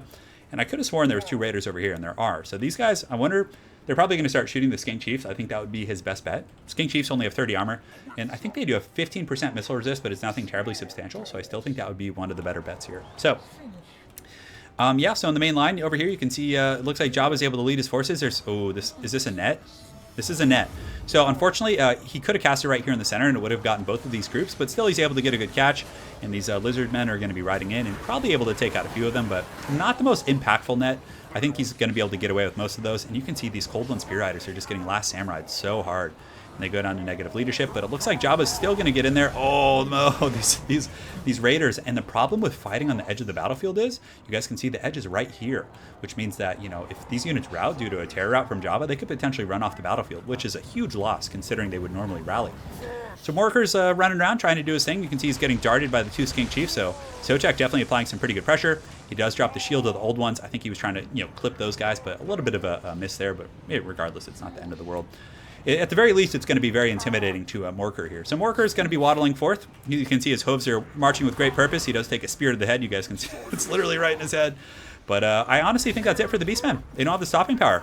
So I really initially thought that Sotek would have a lot of trouble dealing with that mass kind of skirmish strategy, but ultimately he was able to pick it apart with patience and diligence, using the Skink Chiefs to really do some good work. You can even see these little cohorts over here just going to be munching these Ungor Raiders. So very, very wild stuff here. Yeah, very, very wild stuff. But Morker's in okay shape. I guess Jabba the Hutt is full health as well. He does have a contingent of spears. He should definitely just finish off Morker. Jabba can absolutely slay him. He drops Harmonic Convergence, which is going to really augment the strength of these Saurus Warriors, putting their melee attack up to 50, melee defense up to 72. So Jabba's going to be getting focus fired right now, but the bounce power is very, very heavy, and you can see that there's 2 Skink Chiefs with an obscene amount of ammo. They still have 25 and probably like 17 shots respectively. The bounce power does shift actually back in the middle a little bit, so there must have been, oh, it was the summoning of the Chaos Spawn. So the Chaos Spawn from Shidoku in the 4th quarter is potentially going to be trying to get him back in the game. A banishment didn't do much. A bit of a swing and a miss there, but regardless, good for trying.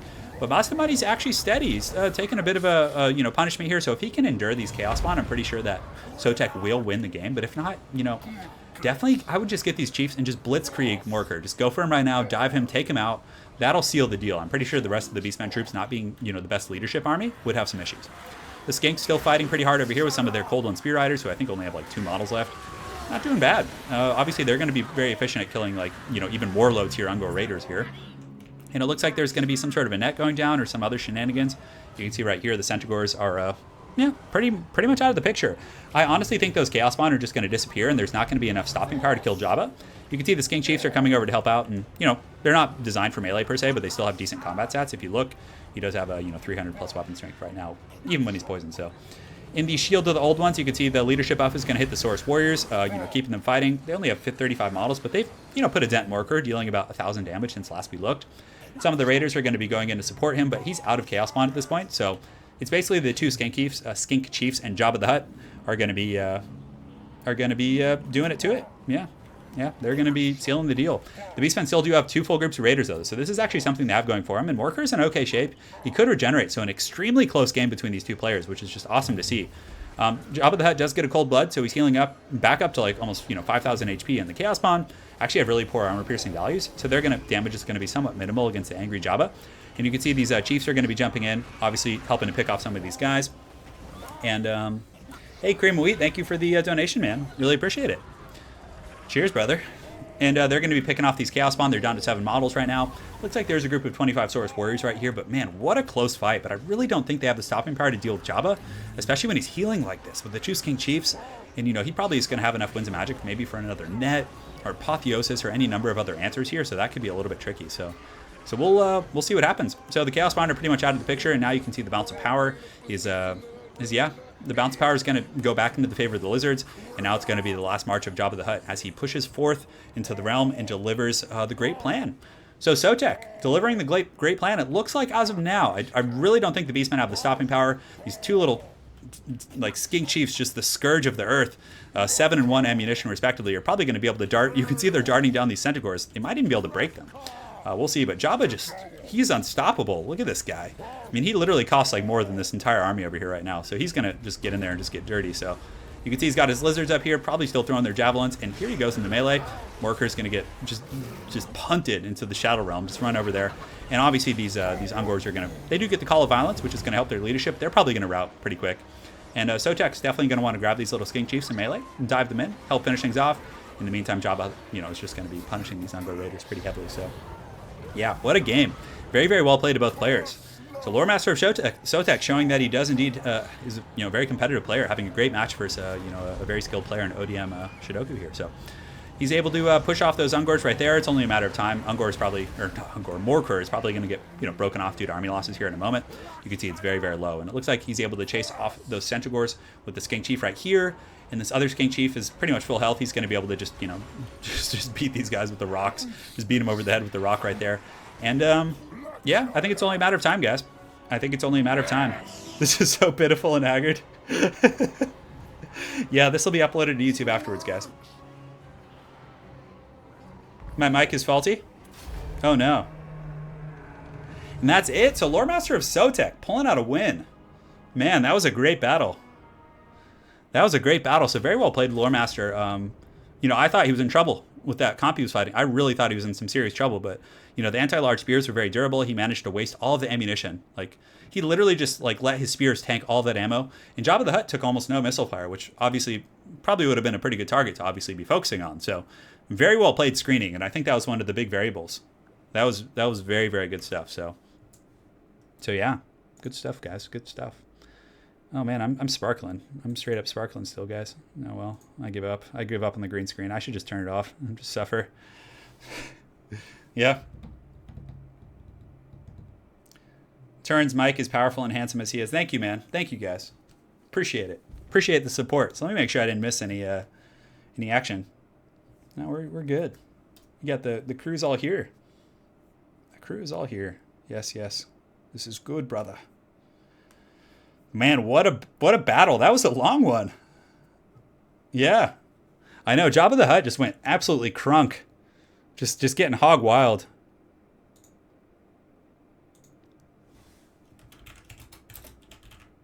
One more round. So, guys, we're actually going to have a slight alteration to the tournament. It's going to be ending after 6 rounds, and we're going to determine the winner because a couple players have to go. Let's see.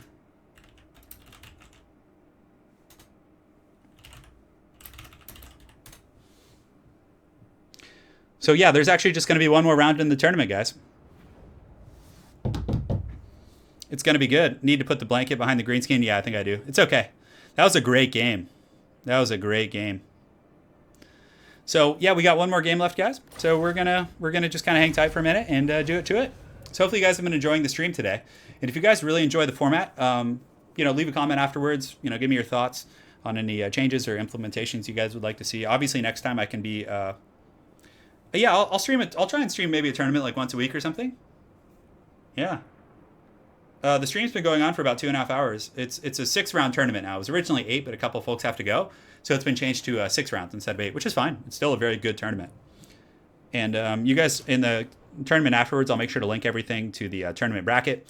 But currently, as it stands, Lore Master of Sotek's 4-1. So he's going to be competing for 3rd place right now. I think Sotek's in 3rd place, give or take, which is pretty good stuff, yeah. Damon is in 1st place. He's the Dark Elves. Iron General is the Beastman. He's actually in 2nd place. And I think Sotek will be in 3rd. It depends on how the rest of the games in this series go. So, yeah, Edward's got nothing on me. I sparkle way harder. Yeah, my hand's a little bit sore, actually, even from this, like, managing the mouse. So I probably won't play anything else for the rest of the day, and I'll just take it off. Just chill. Mel Gibson was actually in the first game, Real Food Channel. He was in the very first game of the tournament. Jana, on occasion, actually used the mighty Mel Gibson. And it was a really good match, actually. It was incredibly close. So yeah, here we go in the last round. We're gonna be watching Iron General versus Druchii. So this is actually the battle for 1st place. We're gonna be watching the finals, basically. Yeah. Yes. Yeah, Wood Elves. There's been 2 or 3 Wood Elf games that were very high level, I would say. So yeah. And again, once it's uploaded to YouTube, I'll make sure to put timestamps for you guys. So you guys, if there's a certain match you want to watch, you can just skip around instead of, you know, because there is downtime in tournaments. You know, people have to finish their rounds and get ready and everything. So there's always going to be that.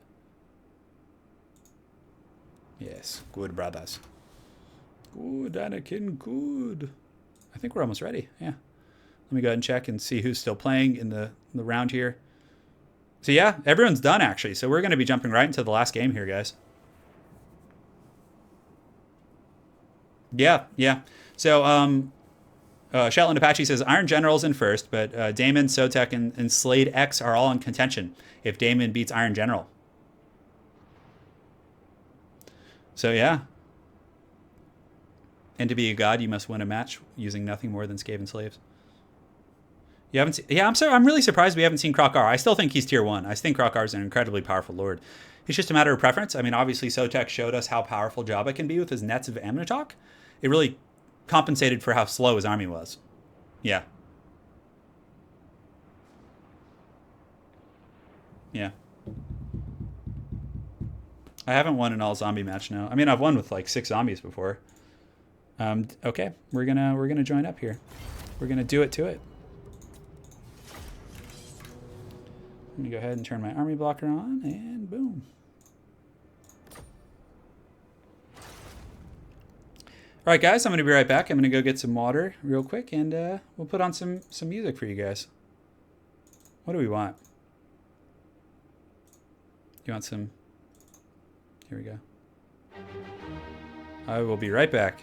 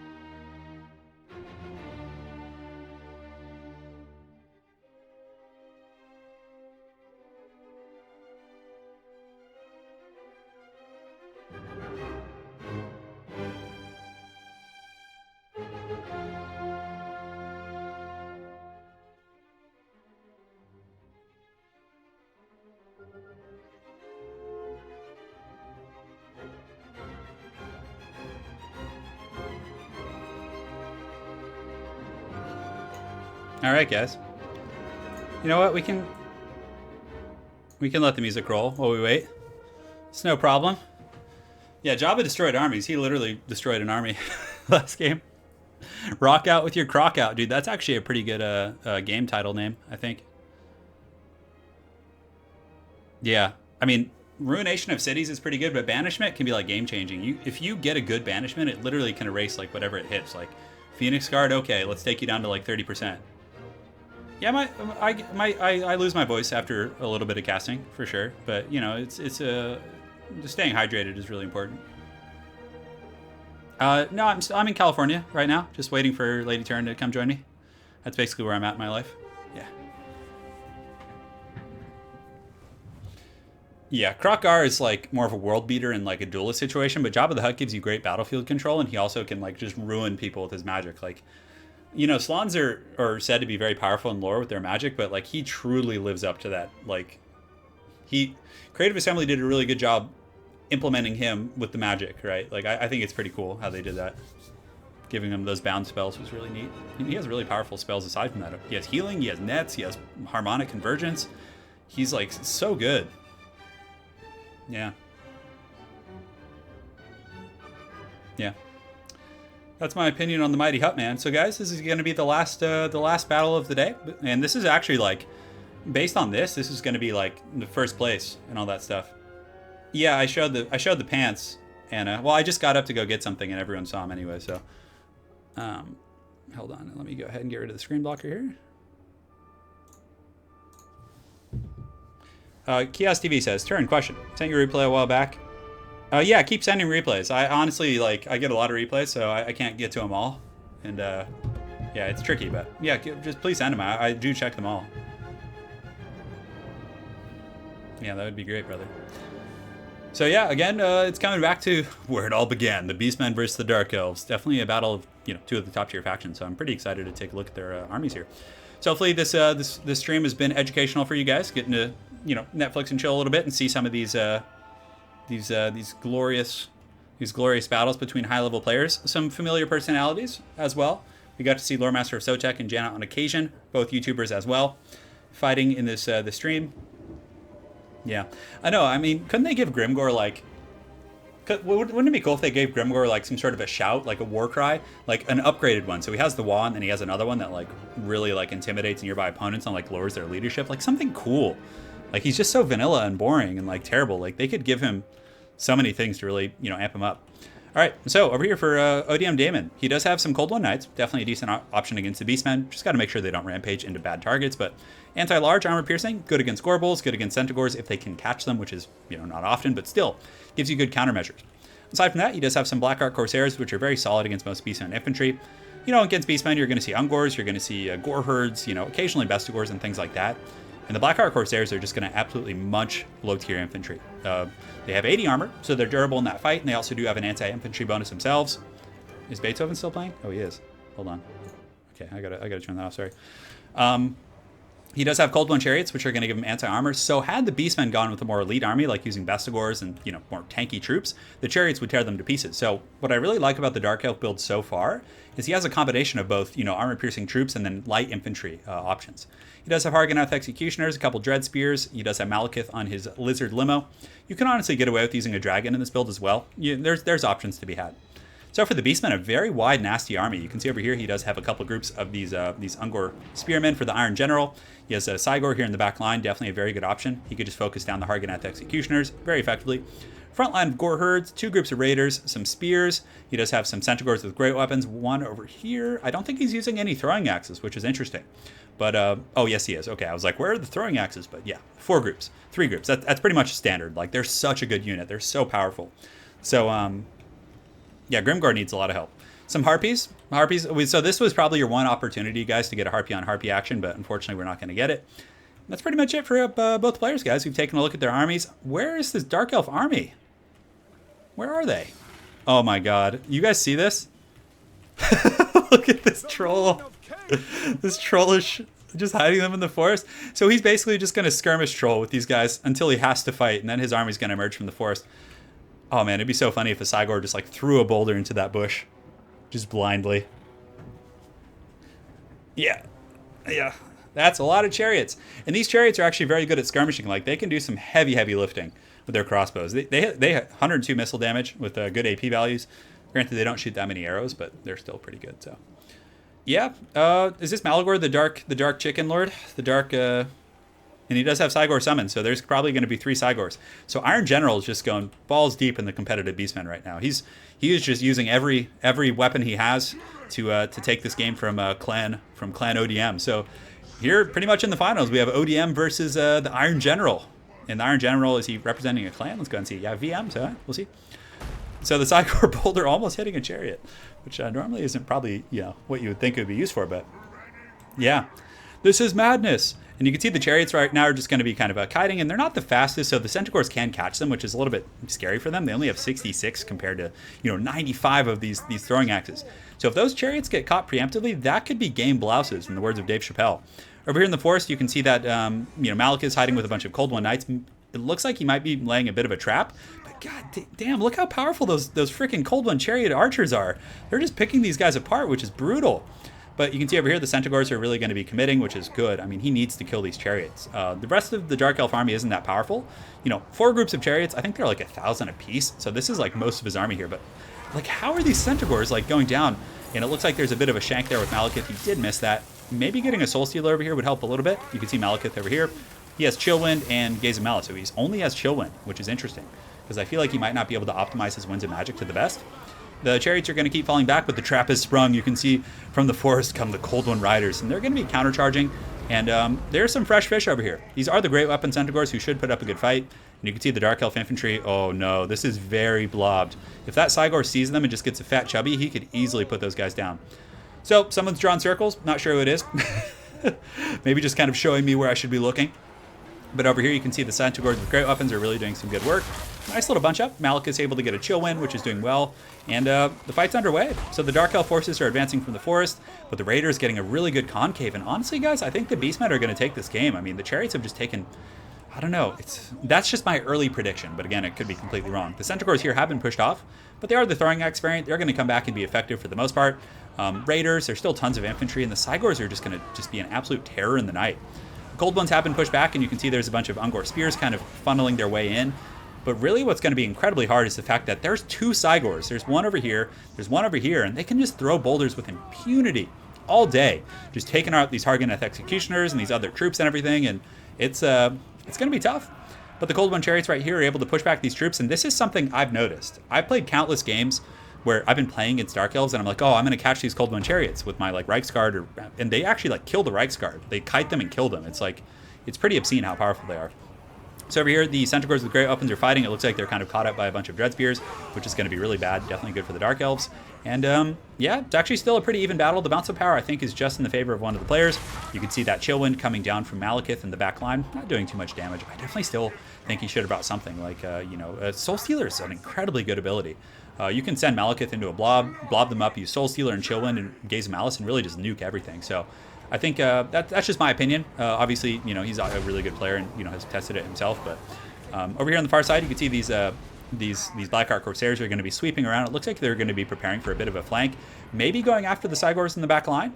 But the Chariots, again, just the huge MVPs right here, 29 kills, 32 here, 18, and then this one has 18 as well, so doing pretty well for themselves. Malekith, I mean, I guess Chariots are good against these things as well. I mean, they're like pushing back Harpies and melee units that in sustained combat, which seems like something they should be a little bit weaker at, but they are going to rampage out of control, which is one of the drawbacks of the Cold One Chariots, which at that point the Beastmen can just kind of pick them apart and just have their way with them. So battle's very even. The Dark Elves are kind of hiding in the forest. You can see the Hargoneth Executioner. So what he's doing here is he's using his Skirmisher Cav to just kind of fight and do the best they possibly can with the resources he has. And he's hiding all of these guys from the Cygors. So the Cygor, one of them is obviously going to disappear due to degeneration because it is a summoned unit. So that's going to change everything up. The Lizard Limos are just insane. They're so powerful. I mean, look at it. They're just like pushing back everything. But the Dark Elf troops are coming out of the forest right now. You can see right here, these Blackheart Corsairs are going to be engaging on these Ungor herds. Definitely going to be a good engagement for the Hargoneth Executioners, just cleaving these fodder infantry to pieces. Yeah. I really like that play by Damon over here, just pulling these guys into the forest, hiding them, and then re-engaging them to take the pressure off them. Because they were getting hammered pretty hard by the Cygors initially, and now all the Cygors can really get is a good angle on the Chariots, which are not good targets for the Cygors. So I really think that the Beastmen are going to have trouble. Once their Cygor degenerates, it's going to be tough. Granted, Malagor, the Dark Omen, probably has enough Winds of Magic to summon a second Cygor. In most games when I play with Malagor, he gets at least 2 summons if you keep him alive the entire time. And one of my big observations about the tournament today is I'm a little bit surprised about how few Witch Elves we saw. I feel like Witch Elves are good in every matchup, but we haven't seen too many. So the Lizard Limo still just getting a little bit crunk in here, just riding them down. You can see this guy's a whip. They're just like crossbowing these guys as they're fighting in melee, which is incredibly powerful. And look at this. These Chariots are like, they're meant to do impact like damage on charges, but they're actually like routing these guys off in melee, even against like spears and stuff, which is pretty good. But again, they are low tier Beastmen troops. So over here you can see the Rampaging Chariots are attacking a Cygor, so this guy will probably just turn around and pimp stomp these guys. You can see he's coming. Oh yes. Just dropping the fat, angry rock on these Cold One Chariots, so they're going to get taken out of the picture pretty easily here. Very well played by both players. I mean, they're both using very high-level competitive builds, and both are making them work pretty well.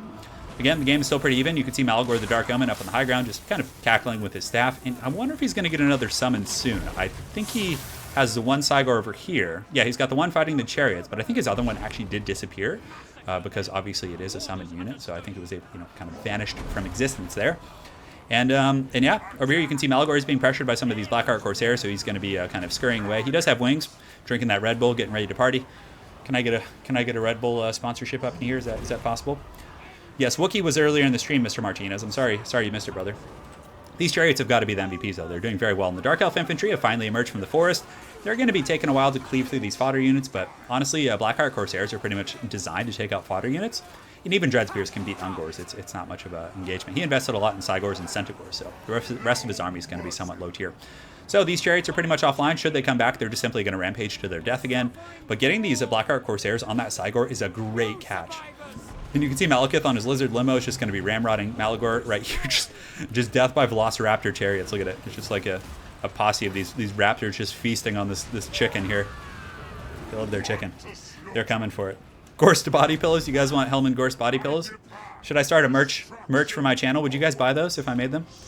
Anyways, I digress. The Cygor here is continuing to fight. It is surrounded by a bunch of units that are relatively high DPS. Granted, the anti-infantry isn't going to help out against the Cygor. So that's going to be one thing that's tricky, but still these chariots do have missile attacks, so they should have enough kind of stopping power to take that out. And honestly, I feel like the Beastmen don't have enough left. I feel like, there's Hargonnet, there's Bleak Swords, there's Corsairs everywhere. Plenty of anti-large options, Malekith in really good health, and it looks like Malagor the Dark Omen's pretty much offline. And guys, it looks like ODM Damon is going to probably take this tournament, and he fought a very competitive Beastman army using like triple Cygor basically, or double. I don't know if he was able to get the third one off. I think he might have, been limited on his Winds of Magic, so he might not have gotten that off, but still, I really think it's over. I think the Dark Elves are going to take this game. Cygor's routing off. Obviously, Malekith is going to be able to kill the Beast Chicken over here. That's probably going to be all she wrote. So what a day. What a day. The Lizard Limos, yeah, they did some serious work. They did some serious work. The Gorst body pillow. No, don't spread that. You would genuinely buy a Gorst body pillow? I don't think I'd want my head to lay on Helman Gorst. That was a great match. Two very competitive builds, and honestly taking out the Cygor builds with Malagor is really hard to do, and he was able to do that very, very well. Yes, I'll put a timestamp for Wookiee too in the playback later. So Damon is one, and most likely Damon is going to be in first place for the tournament. So congrats to ODM Clan for doing their thing. Yeah. Yes. That's pretty glorious. And it's just a true testament. So if you guys were wondering how effective the Cold One Chariots are, there's your answer. They function in every environment. They can function in sustained melee. They can function in kiting as skirmisher units. They're great for charging like classical chariots. They're just such a powerful unit. And Iron General just went very wide with Centaurs and obviously Cygors being the anchor of his army. And he was almost able to pull it out. But really, it seemed like nothing could deal with those chariots. On paper, it feels like Centaurs should be able to murder them, but they didn't. Like, they got kited and killed, which was pretty insane. So yeah. You'd rather have a Mel Gibson body pillow with the Orion? Okay, good to know. So that's going to be it, guys. So let's go ahead and take a look at the breakdown and see how it's going. So so we can hang out until the round's over so we can announce the winners and everything. So if you guys have questions right now and you just want to chat and ask about whatever, just let me know. Now's the time. All about Gorst is pretty scary looking for sure. Yeah, that was a great game. Definitely enjoyed that one. We had a lot of casting today, guys. I'm gonna definitely take it easy after this. Yes. Oh man, yeah, and big thanks, guys, for the some very generous donations and sponsoring and everything. So thank you guys for all that. It's huge. Definitely will be doing these more often. I just gotta iron out my even just casting these tournaments where I'm not playing, like having my hand on the mouse just hurts. I gotta figure that out. It's pretty rough. Spam the questions. Yes. No, Anna, no, don't rile everyone up. Oh no. Which pasta sauce do you like best? I'm a bolognese guy. I kind of like the classic meat sauce. Yeah, it's like my favorite. I used to like the the fettuccine and the cheese sauce, the white cheese sauce, but I don't eat dairy anymore, so it's a little bit tricky. Yes. Turin, cast next Sunday, and I can show up for a birthday bash. All right, man. Yeah. I mean, early morning cast, it was actually kind of fun. Like, it's 11 now. This is when I would normally be waking up on the weekend. So, well, Corbo Russ, I could go left-handed, but unfortunately one of my hands has to be on the keyboard, so. Worst faction, probably Bretonia. I don't smoke, no. No smoking for me. It would make casting a little bit hard. So the last game is between Janet on occasion and Rizel. So guys, this is it. So let me go ahead and get the standings for you guys. Turn with Gary. Thank you for the donation, man. Thank you, dude. You see, the problem is, Vape Nation. Oh man, I really like H3H3. The problem is I don't know what merch I can sell with Warhammer characters because I feel like I would be infringing on copyright and all that stuff, right? So one sec, guys. So I'm gonna get the final scorings and then I'm gonna post those, and I'll leave it up for a couple minutes so you guys can see the finals. Let me go ahead and get this. And I'll go ahead and post it on the screen so you guys can take a look here. So, one sec. And cool. One sec. Almost ready, guys. I'm gonna get this for you in just a moment here. Add an image. Final score. Alex the Ramable. Yeah, that was a pretty classic moment. And my apologies, guys. I'll make sure to fix the green screen next time. It was just, man, it was too much. So, guys, here's the final scores for the day, so you can see. That's gonna be it for the tournament. So, big thanks to everyone for joining today. Can't do, yeah. Games Workshop would take me out if I started posting their stuff. I would love to do like meme stuff, but I feel like it would just not go well. So there's the standings for today, guys. So in the final tournaments, you can see that Damon, the gentleman we just watched, was able to take first place. He did take one loss today, but was able to win 5 games against a tougher bracket of opponents. Slade X in second place. Iron General, who we also just watched in the finals, has taken third place. Lore Master of Sotek coming in with a hard 4th place at 4-2. Shidoku at 4-2, just below Lore Master of Sotek, obviously because of the game they had, the tiebreaker. VM Ven with 6th place as the Lizardman. ODM Slayer in 7th with a 3-3 record. Sarmation with Wood Elves taking 3-3. Maniac 1031 with the Skaven. So we actually did have Skaven today. Would have liked to see them. 3-3. Regil Wood Elves is 1-3. Janet on occasion. They're finishing their last game, so he could potentially be 2-3 or 1-4. The Dwarves fought a valiant battle. They 1-5, so they weren't able to take out too many wins. But they fought tooth and nail and they did win a game. So they did their thing. So guys, that's going to be it for today. I'm going to be signing out for now. I'm going to leave this up for the next couple minutes, and so all of you guys can kind of see the standings and everything. And yeah. So hopefully you guys enjoyed that. Thanks again for watching, everyone. And we'll be seeing you guys next week. Probably we'll be casting this, and during the week I'll have a couple best of 5. So stay tuned for that, guys. You'll be getting the usuals. So Slade won. I'm pretty sure this is how it actually went. Or maybe it hasn't updated yet. Slade beat him, but it must have been some sort of a, like, you can see that Damon's overall difficulty, like, I think he played against harder opponents. Yeah. So hold on. One sec here, guys. I'll get you guys the link to the Discord before I go. And you guys can all hang out. You guys can do it to it. There you go, guys. There's the Discord. Discord. Can I spam my own chat? Yes, I can. Oh yeah, buddy. There you go. All right. Thanks again, guys. We'll see you guys next week, and until next time, this is Turin signing off. Take care.